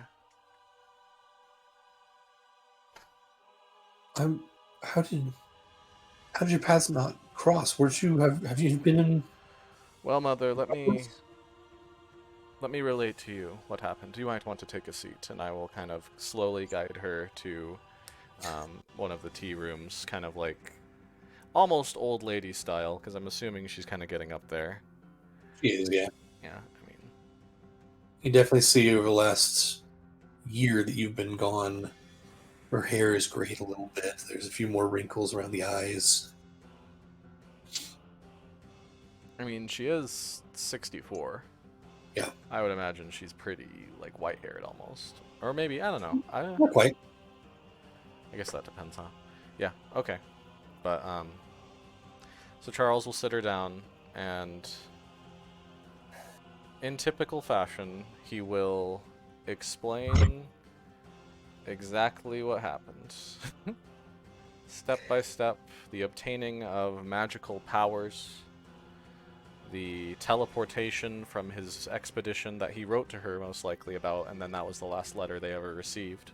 Mm-hmm. The meeting of my new friends, the hardships we encountered, every step Charles was trying to make to get to and Charles is going to definitely, like, Charles, every time he's told this story, he has told it as it is. To his mother, he is censoring it quite a bit. Some of the violence. Like, a lot. Charles is not going to mention anything about the world being in danger. Charles is not going to mention any of the times he almost died. And did Or And did did- die. Yeah. yeah. But it's going to be like almost like a travelogue Mm-hmm. of what happened, who he met, how he tried to get back, and eventually, and he's definitely going to focus on the magic. He's not going to focus on the how. Just that a benefactor, a mysterious magical patron offered him help, and that's it. But anyway, at the end of the story, he'll be like, and after seeing my father in these dreams, I decided to come look for him. Castle has been exploring his house, by the way, while he told this story. Ooh, that's a good point. Cool. We'll get back to your mother's reaction in just a second. Castle. You go exploring. It is a large house. You can see that it kind of extends back quite a ways.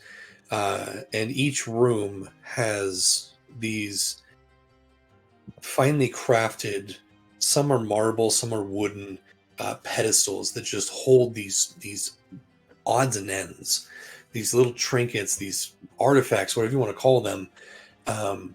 And each one has a little placard kind of describing what it is. Wow. Quite the museum. And it does look like he's like, all of these have been collected by Charles's father. There's even like a little date next to each one saying like, this is when I found it, kind of a thing. Wow. Every room has at least 4 or 5 of these pillars, these artifacts, and like even you go into the kitchens and there's a couple in there as well. It's almost as if he has gathered so many over time that he just has run out of room. Okay.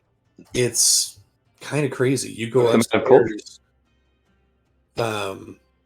You go upstairs and you see in one of the rooms is like a game room, and there are the heads of these creatures just all over.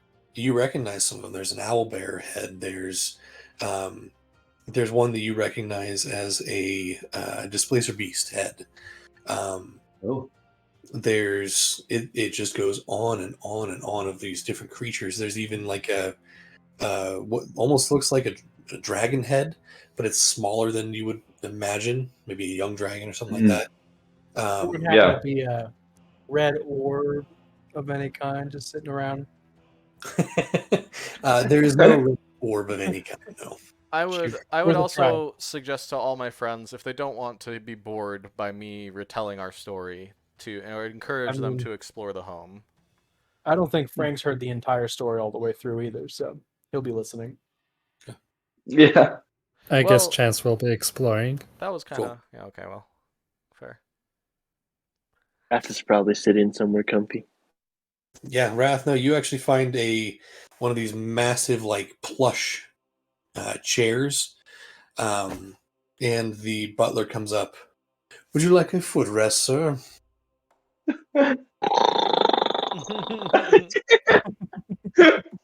Wrath immediately falls asleep. He's had a hard few days. Listen, plane shift and double twice in a row it messes you up. You got to take a breather sometimes. You know that shift Well, you lag. just Right? need gears. Charles doesn't Machinery feel it because doesn't he's the break one who's up. driving. That's how that works. Yeah. But as you all are kind of spread out and just kind of exploring, getting to know the area. Chance, I will say you go into one room in the top floor, on the top floor. And it's a room that doesn't look like it's been used in a while.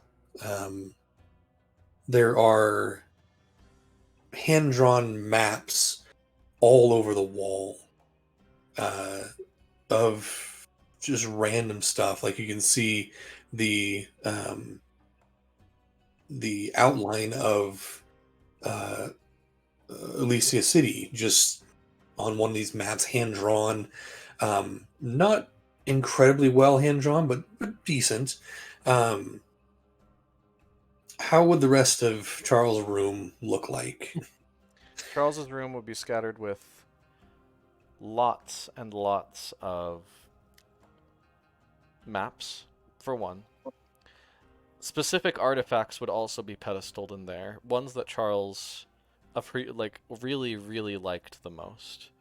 One would probably be some sort of like monkey idol of some kind. Like anything you could imagine from an Indiana Jones movie, a crystal skull or something. Like the coolest, most like adventurous stuff Charles would have requested to be in his room. Cool. If his dad allowed it. In addition, you would see a bed that's probably been kept together by the butler. But next to the bed, a bookshelf. This bookshelf would contain tons and tons of just a mixture of history and fiction. There would be historical accounts of wars next to a Lord of the Rings style fantasy book that outlines a very hero in a very stereotypical hero's journey way. Many of these types of like fantasy books would be outlining Charles's library. He has some good books. In addition, in his room, you would probably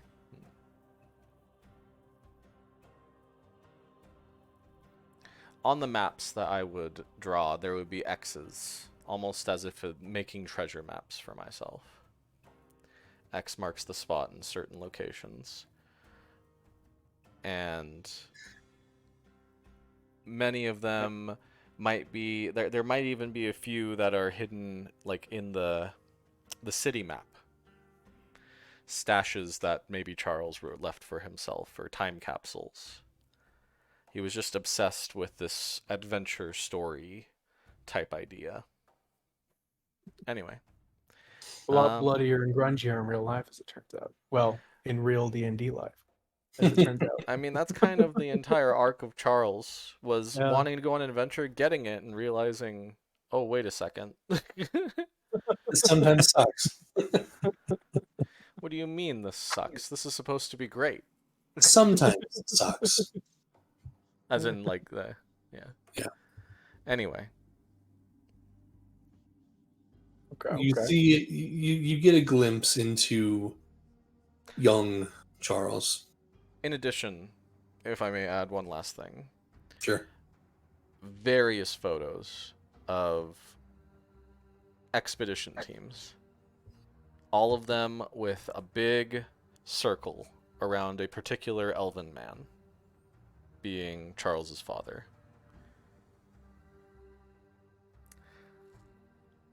I would like...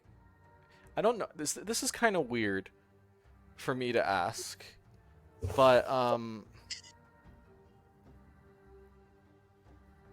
could Chance make a history check? Sure. Okay. History.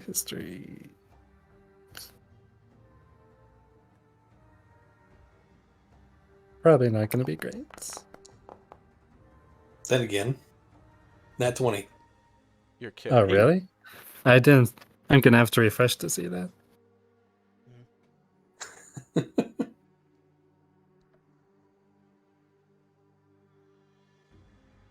Well, fine. With that kind of history check, I don't know. I feel like I'm DMing. I'm sorry, but No, what are you trying to I'd explore here? I'd like Chance to make an insight check, if that's okay. Okay. Once this page is back up. Insight check. And I have to refresh again to see that. That's an 11. 11. Okay. So Chance, looking at one particular expedition photo, you look at the circle around Father and the group around them. And Charles, in his nerdy ways, has described what normal archaeology teams look like. He's described them as scientists, thorough. Usually in the pursuit of knowledge. The fellows that surround Charles's father in this picture are heavily armed, by your understanding. They do not appear to be scholarly at all. In fact, there doesn't appear to be anyone of any civil look, at least generally, besides Charles's father.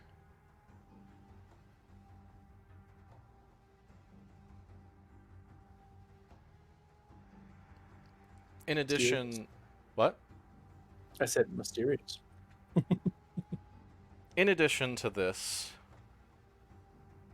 none of them look. The photo shows this group in front of what appears to be a forest. I guess as a question to the DM, would there be like tropical jungle-like forests that Charles's dad would have visited, or would it be more? Oh, absolutely. Yeah. Okay. Absolutely. Then it's absolutely a jungle. Okay. And in this picture, in this jungle, they don't generally on expeditions. You can kind of see if like the conditions are bad, if the weather's hurting an expedition in a picture, you can kind of see it on their faces. The weather is not bad in this picture. I don't know if it'd be a picture. Would it be a drawing? No, they have photography. They have photography? Okay. In this photo, in particular, the rest of them seem sort of kosher, but in this one in particular, I'll be right back. Continue. you kind of notice their attitude is not one of happiness, not one of excitement. It could be mistaken for determination. But it doesn't look like that. There's a bit off with that. Did you say that he was 400 something years old? Yes. This is only he was Chance alive. noticed this. I know. Just no. Josh, you said that the previous incident happened 300-ish years ago, right? You talking about the conversions? Yeah. Yes, that was down in. So he was alive then when that happened. That was down off the southern continent. Granted, he would be only 100, which is barely elven pubescence. I thought they reach adulthood by like 2030, but they're considered children by other elves. I'm not exactly sure. From my understanding, elven adulthood is like 120, 100. Mm-hmm. And that's, I don't know. So Anyway, around when whatever that was happened. You might know Is something. there like any kind of caption or information written with this photo? On this picture, no. In fact, out of all the photos here, some of them have dates, but a lot of them don't.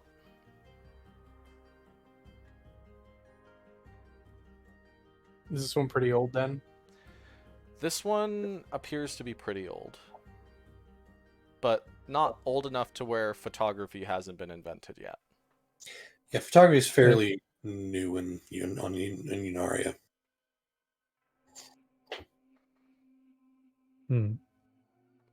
Anyway, just wanted to share that. No reason at all. Charles continues and finishes his story to his mother. As you finish, you see she has already called over Ollivander and asked for a cup of tea. She's now holding it and not drinking, just holding it. Did my mother like cats? I'm trying to think if You guys never had animals growing up. Okay. I always probably wanted an animal, but I'm sure you and your sister were the two that wanted them, and then everyone else like no. yeah, I think so. All right. Anyway, But she's finally, after a couple of minutes of silence, takes a sip of her tea. Well, that all happened within last year. roundabout, yes. It surprises me as much as I surprise you right now. Heck, I I'm mean- surprised. Y'all are busy.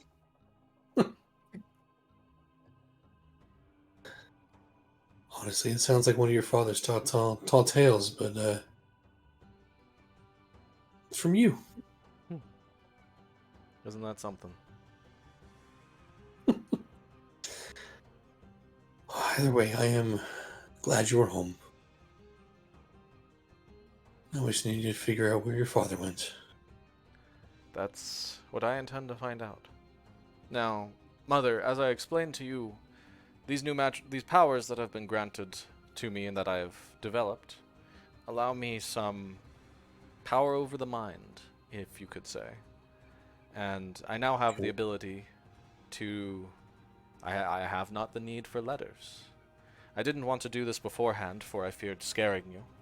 But I can communicate directly to your mind anywhere in the world now. Well, that sounds handy. A little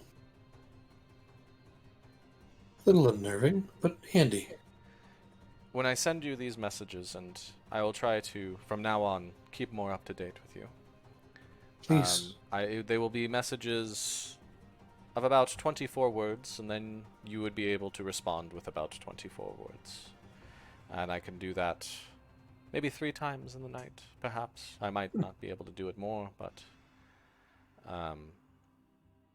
Why specifically that many? magic is strange. That's fair. And specific, and there's a reason that I didn't get into it until it was gifted to me. I'll say that much. There's a reason why many people don't get into it. Indeed. But okay. Are you all? I apologize. Are you all hungry, thirsty? Do you guys do you need anything? That's... I could use some like non-barbarian food, fancy cakes. Yes, the Oof. We will I'm short on sugar. we'll do our best with some fancy cakes. And she calls over Ollivander, and a few minutes go by, and while the few minutes are going by, I'll ask my mother, why? What has happened to the outside? It used to look so much better before. oh, your father.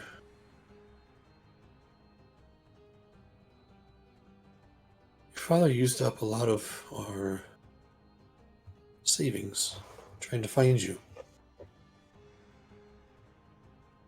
You know, at first we heard about your uh, your commission. You're able to go and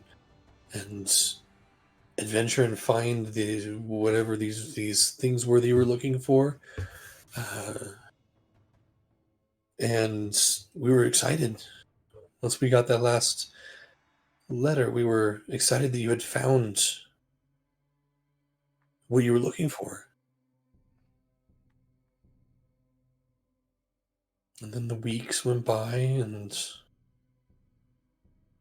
after a couple of months, we got in contact with the college, and they said they hadn't seen you either. However, your guards or whoever you brought with you returned.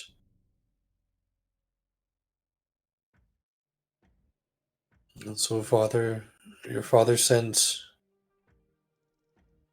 a couple of different expeditions down to wherever he thought you were.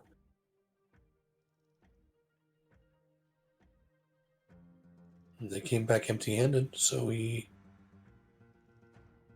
decided to follow perfectly, supposedly, where you went himself. Went to the college, and then Did he write to you during this time? I haven't heard from him since he left. Hmm.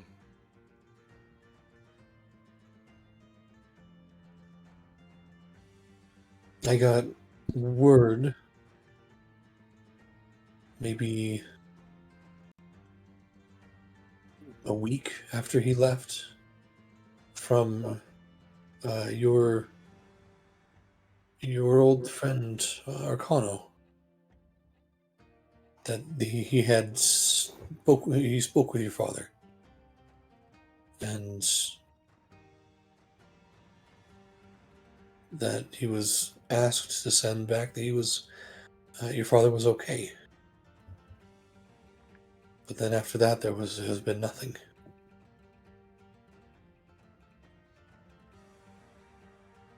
Okay. Eli's been trying to tell me that everything's okay and that you both were going to show up one day and everything was going to be fine, and your father was going to laugh it off as some elaborate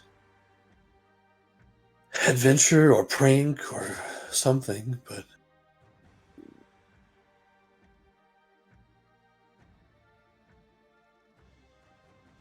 Eli is still living in town? yes, Is he still teaching at the local school? he is.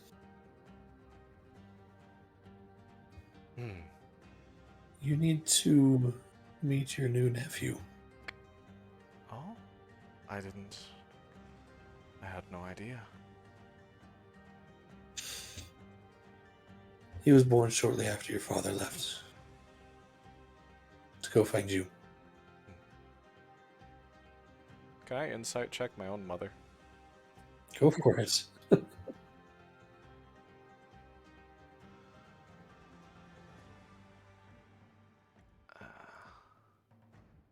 Just trying to get a general vibe from her. Mm-hmm.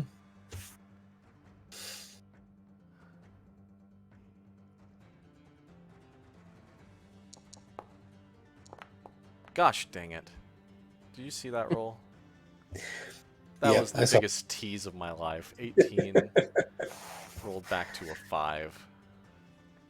You get the sense that your mother has been here without anywhere to go, worried for months. And for you, worried for you for about a year.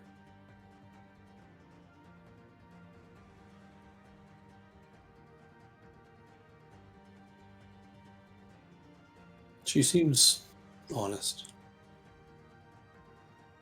in everything that she's been portraying. As far as you can tell. Okay.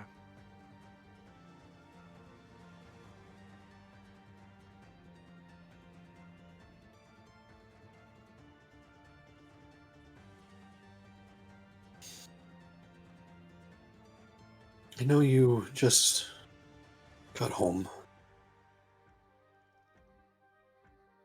But can I ask you a favor, Of Charles? course. Can you go find your father? Smack him upside the head for me. Gladly. Always. Though he may, if I go looking for him, he may find me first. Hmm. Infuriating man does that.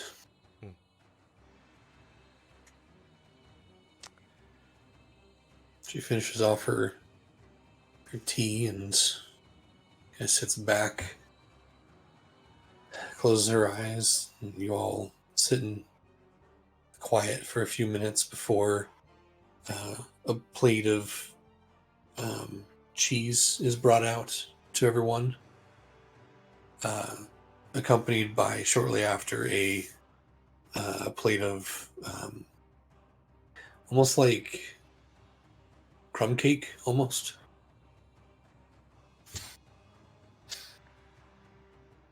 They're delicious. Followed by wrath. Followed by Wrath waking up to food. Or for food.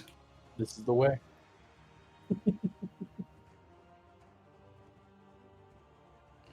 Thank you for the food. I'm guessing the rest of us have reappeared by this time. Yep, everyone gathers. Okay. All right, thanks for the food. You are welcome, sir.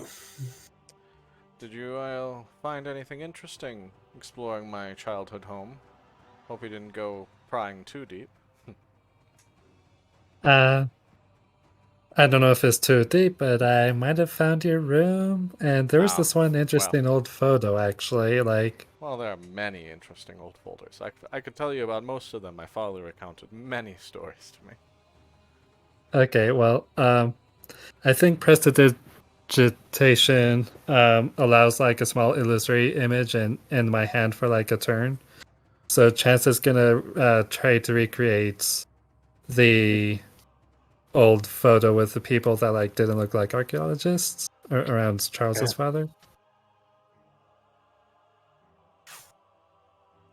Charles will look at it and kind of be like, well, it's a little hard to tell, considering how many photos I have in my room, but I could go up there and look and tell you if you point it out to me. I could do that Um, if we have a few minutes. Charles will kind of go over to Ollivander and kind of take him aside. He's like, if you'll give Yes, me a moment. Charles.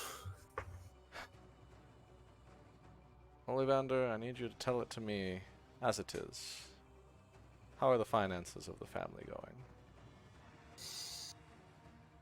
He looks down and kind of glances over at your mother. As it is, not good. We're not in...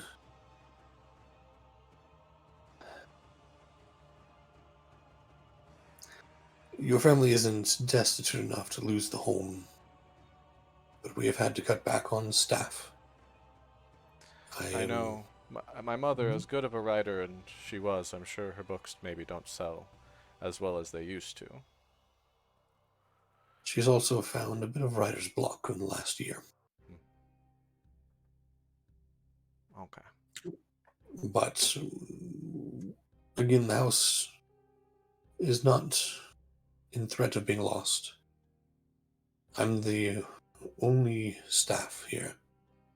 Your brother does come by to help out with the smaller things.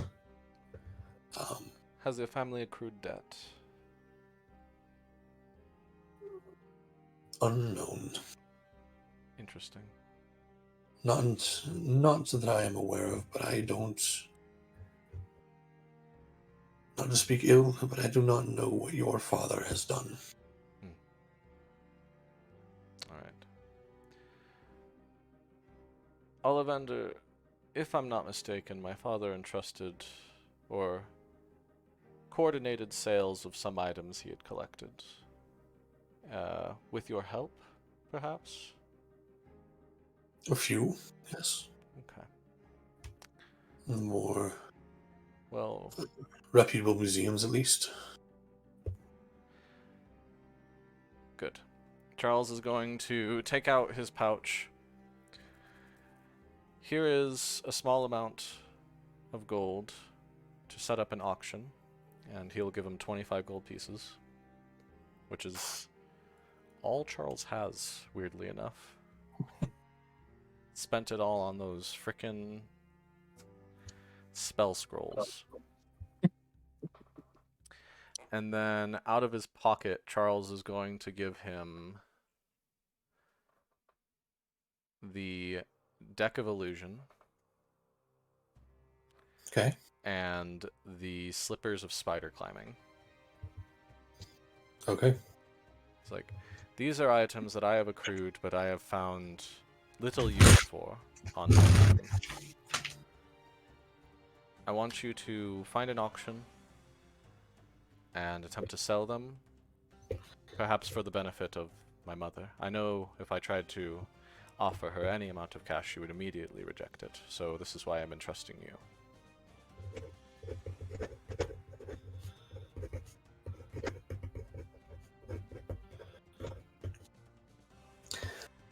It will be done. Perfect. Thank you, Ollivander. Thank you for being a family. Thank you for being of support to my mother here. I assure you that once I find my father, I will bring him straight here and chain him to his desk so that he may never leave. And might I just say, good luck with that. Maybe multiple chains. Anyway,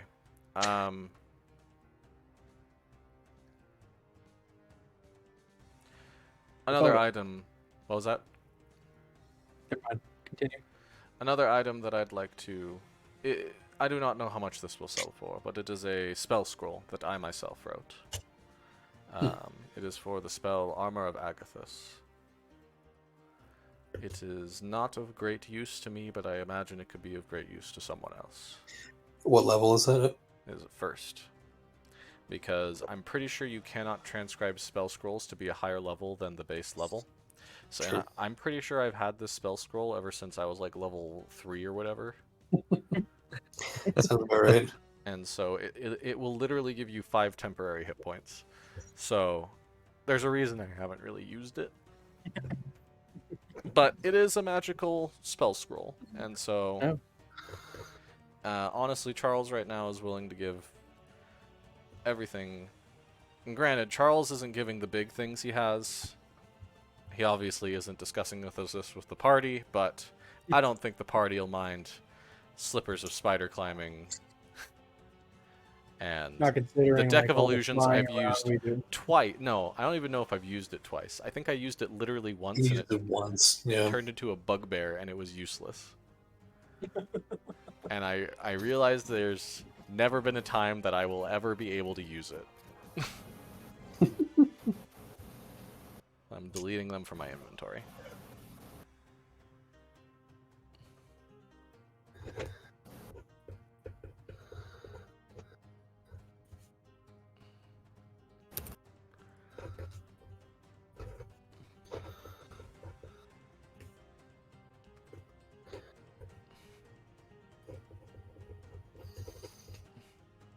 Okay.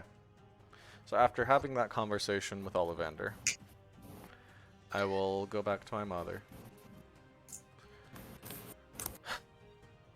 And I will tell her, I swear to you that the next time that I appear here, I will have my father in tow.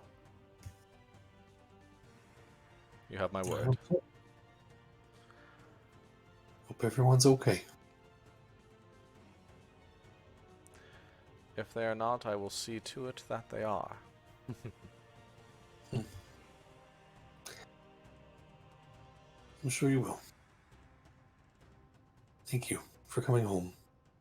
Thank you, Mother, for being patient, and I apologize so sincerely for the pain you must have been through. I know it's hard being here, and I hope that my visit brought a little bit of hope back to you.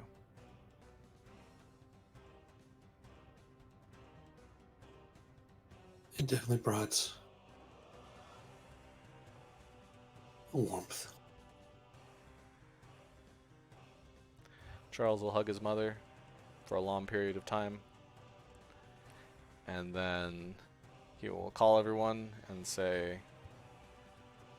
"Let's be off, gents.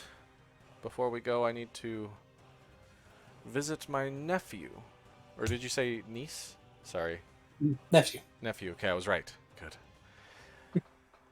But first, Oh, the did you photo. want to? Right. Did you the want to see photo. that photo? Yes, yes, of course. Let me show you, and then Charles will go upstairs and follow Chance.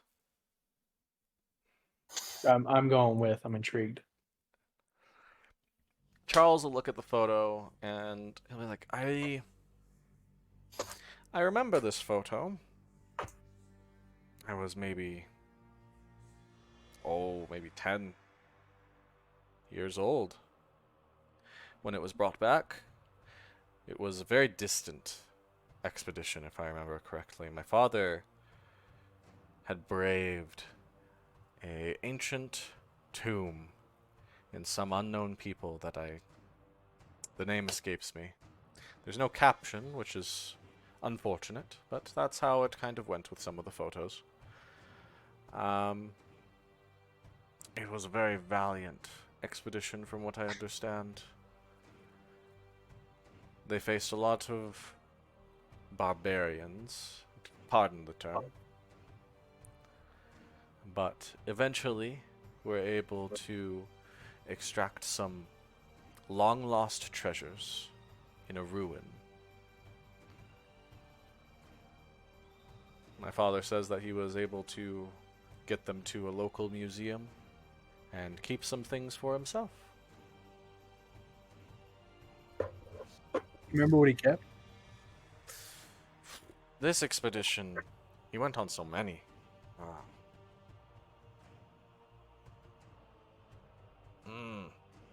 I honestly can't remember. There were so many that he went on that it's hard for me to remember. I believe it was...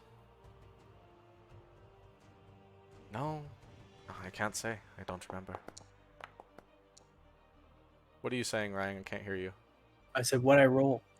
11.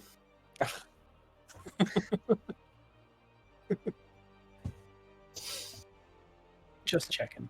Yeah. Frank's gonna be like, Okay. arms crossed, looking at the photo. So that's him in the red circle, I assume. Always marked him. That was the main point of the photos, really, was to point out, there's my dad. You know, we know one person who knows where he is. Just saying. You ever bother trying to ask him? It's them?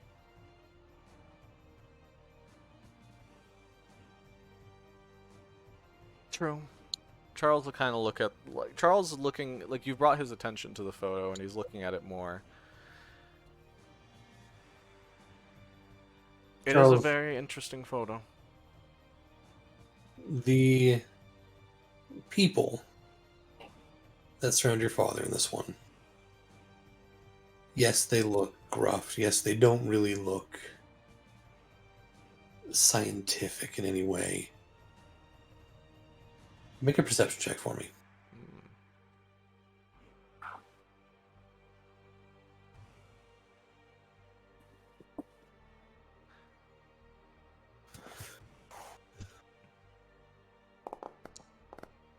Hey, that's not bad for me. 12. Okay, give me 2 seconds.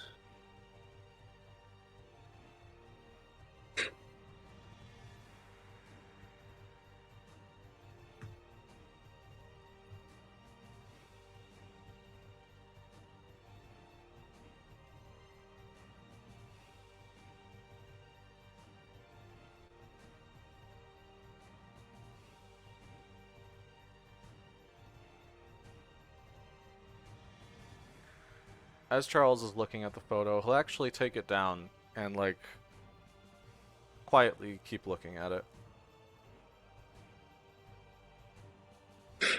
Where are my...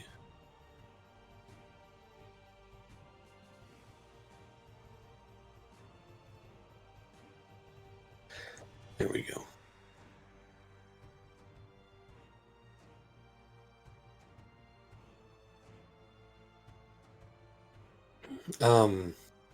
Okay.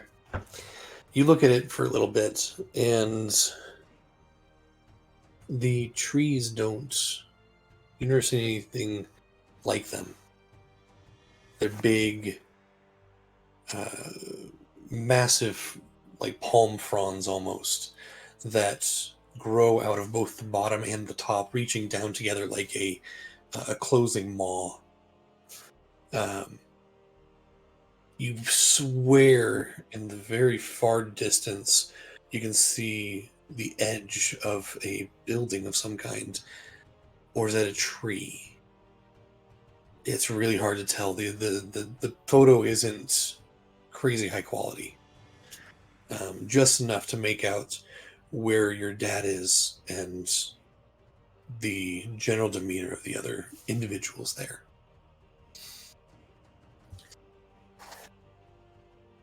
This is an odd one. You look at the other ones, and it almost, in maybe 80% of them, you recognize one of the individuals. You don't know the name, but you know that your father worked with this gentleman a lot. Kind of a mousy human, short in stature with kind of thick glasses, always wears like this, like a safari hat almost. I thought you were gonna say a fez, and I was gonna be like, No fezzes. But on what looks like in 90% of the photos you have here, he's in it. Except for this one.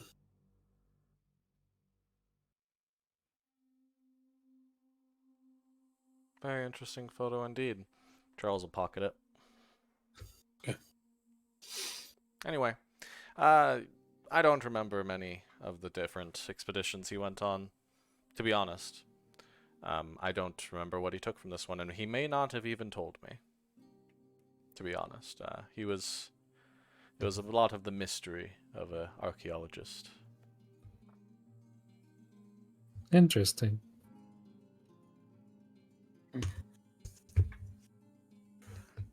I'm gonna add that to my inventory. Go for it. I take it none of us recognized the tree types or anything either, right? I mean, if everyone was looking at the photo. Yeah, if everyone's looking at the photo, not really. The trees, while you recognize that they are like tropical in nature, you don't know. You haven't seen anything. None of you have seen anything like them.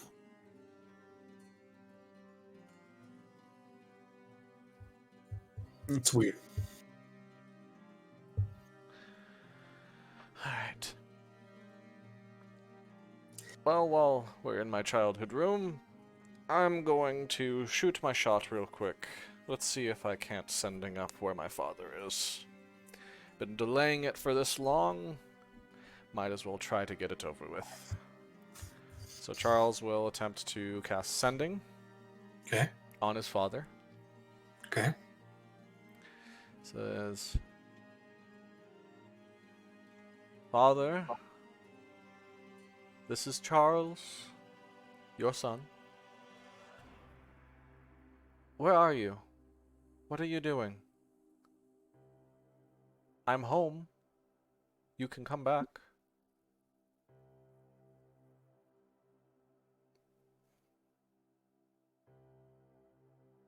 Do I get a response? That's the question I'm asking. But I don't know.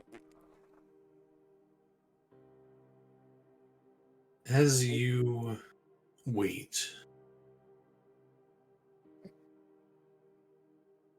I don't know if you've ever had a sending spell fail before. I don't think I have. And so Sending cross planes, or is it? it can go. It's harder for it to. But this message, this sending spell, it fails.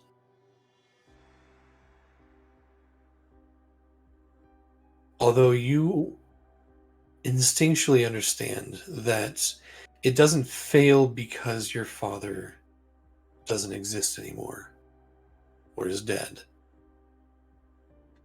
There's almost a static that blocks your attempt. You send the spell and your ears are filled with this almost like a roaring wind. And the spell doesn't go through.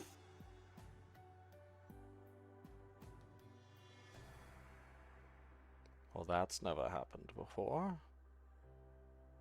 Charles will explain to everyone what happened. Is this similar to how you can? No. I'm sure as, Frank could tell you, it's just dead silence. There's not even elevator music when you try to listen to my head. It's true. It's true. Yeah. This is... I don't not a know block. what this is. Sorry.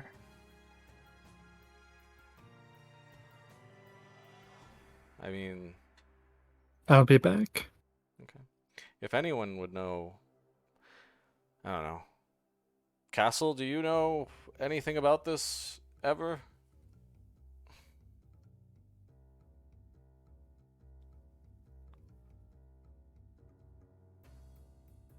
Yoo-hoo! Castle. Wait, what? Do you know anything? Do you know anything about the sending spell or magic being interfered or blocked? I feel like you're, out of all of us, potentially the most arcanically inclined. If you want to, Michael, you can make an Arcana check for me. Yes. Arcana? Yep. When it comes to history, Oh, I'm a boy. genius, but when it comes to magic, I'm only a year in.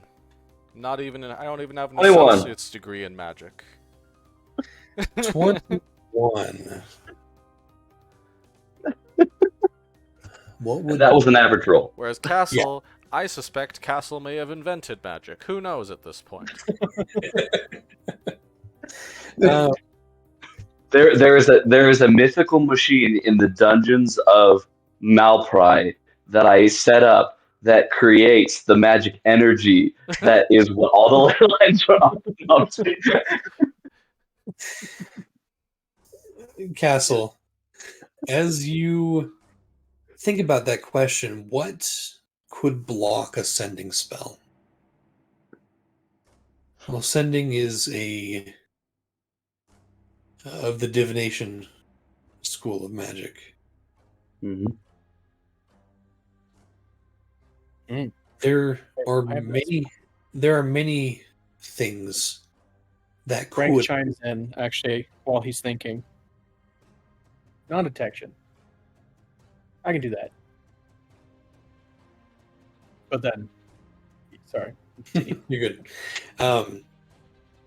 You get the idea that there are many things that could block a divination spell. As Frank shouts out, "Oh, non-detection!" You're like, "Okay, yes, that's one. But does that That's a possibility." create a whooshing noise? Never actually used it.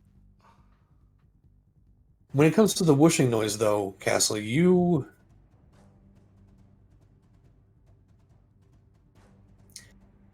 that has to be magic being funneled into stopping something like this, which means it has to be an item, an artifact, a magical item that is constantly being fed the magic to block. So Yeah. potentially there is something that his father has that is actively blocking Yep. that kind of thing.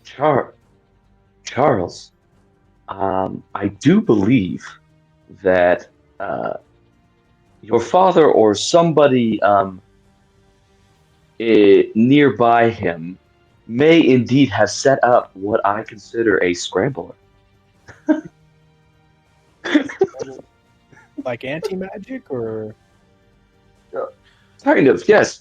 It fires. To be technical, it is a device that fires magical particles at such a rate that it disperses any magic from coming in the zone.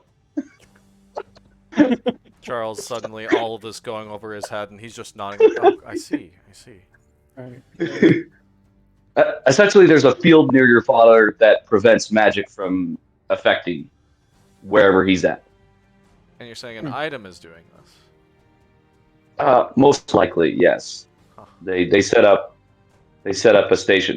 You can't simply just like. I mean, Charles, with all of your magic, and I know you have a ton, you would run out if you tried to set up this field and constantly keep it running. That's being an artifact. That makes sense to me.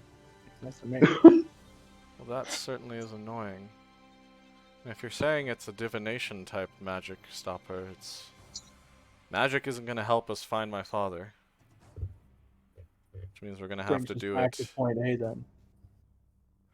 You know who knows where he is. Now, Yeah. and this is just ripping a bit. Possibilities of this were amazing, but if it is indeed a field that is protecting him, we could theoretically build a device that could track dead zones. There's a lot of planes of existence, man. Like, that would take months. Charles is again unfortunately, just our research nodding, would pretending to understand. As I start mumbling and writing some stuff down just for later use. Perfect. Alright, well, it looks like for now, we'll have to go to good old detective work.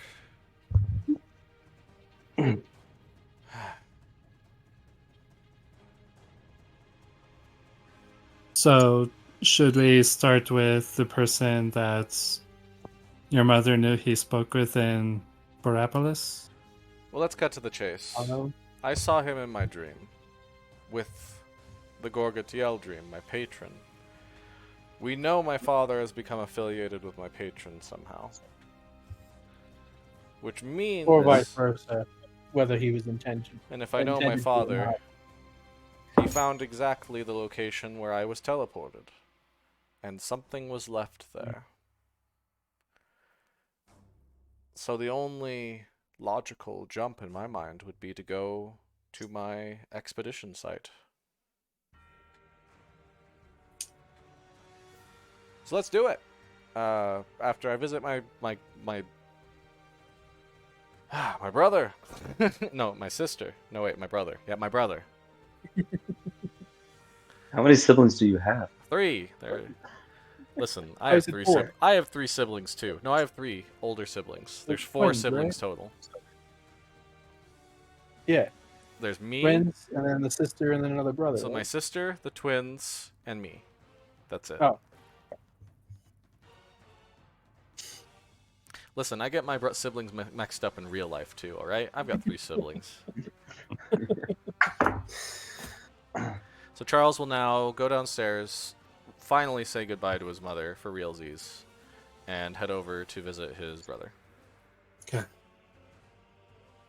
As you Wait. leave, Brother, as in one of the twins. Yes, specifically Eli Goodman. He's a teacher. He was married, and I didn't know he had any children, but now he does.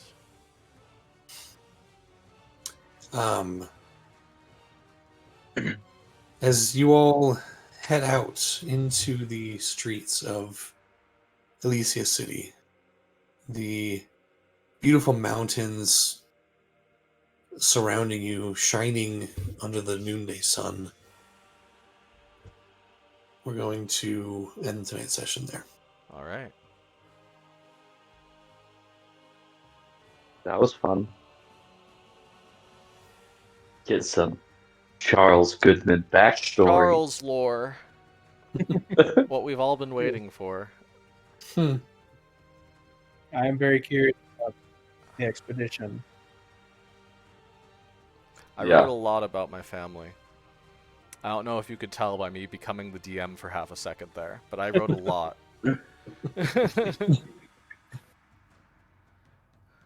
It's all good. I'm glad I could. Yeah.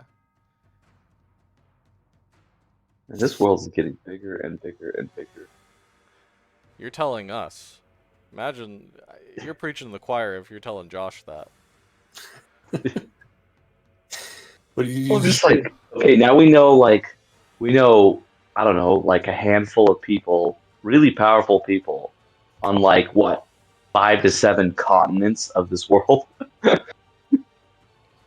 Maybe 2. 2 continents. No, Mount 3 probably if counts we're as its counting own. where Chance is from. Okay, yeah. That's, yeah. Oh, and I guess Malpry- Malpry.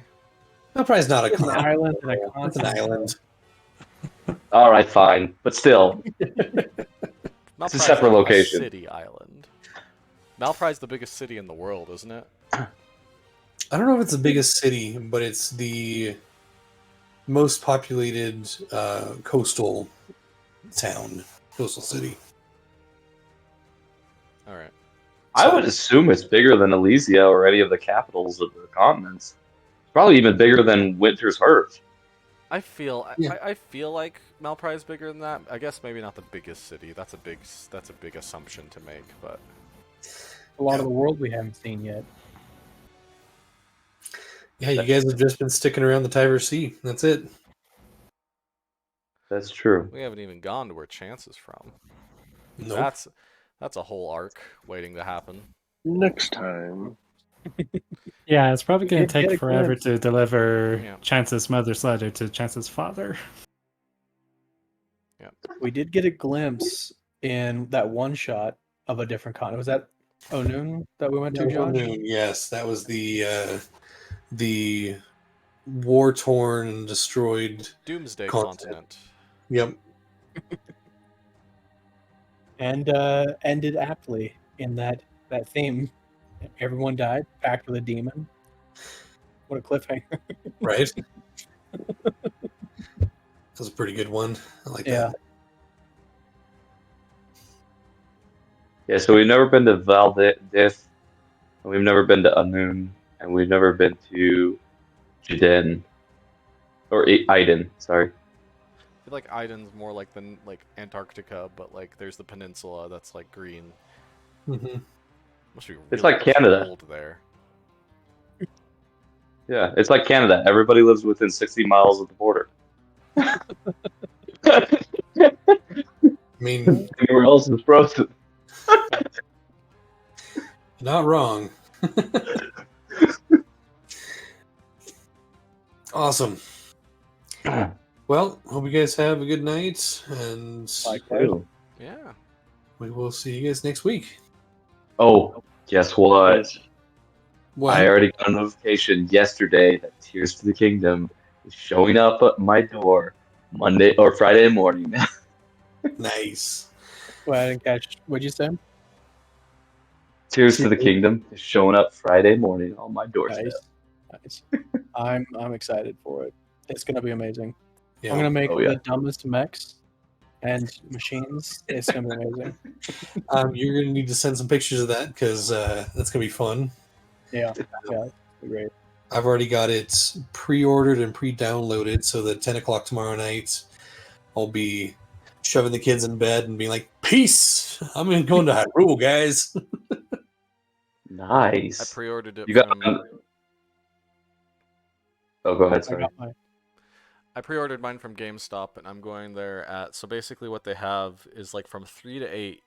Like the lady at the counter explained it interestingly. From 3 to 8, you come in, you get a ticket, and then at like 10, they kind of do it in this like ticket-based group system, and they're able to distribute all the pre-orders in like 10 minutes. Dang. Like they've got the system down. or finally no something. more staying up in tents for a midnight release in front of the. No, it's all streamlined, which is great. I'm all for it. That's fantastic. And yeah. apparently, since they didn't have any way to pre-order the collector's editions they were getting, they're raffling them to like for the opportunity to get them, I guess. Oh, that's cool. So if I get that, I definitely will. But if I don't, I'm still getting the game. Nice. That sounds like fun. All right. Well, Oh, never mind. Oh, it's actually coming tomorrow by 10 p.m. Yep. It'll That's be right. on my doorstep. Nice. awesome. All right. Oh, that's amazing. All right, guys, have a good one. We'll see you Yep. next week. See you next week. Have a good one. Okay. Later.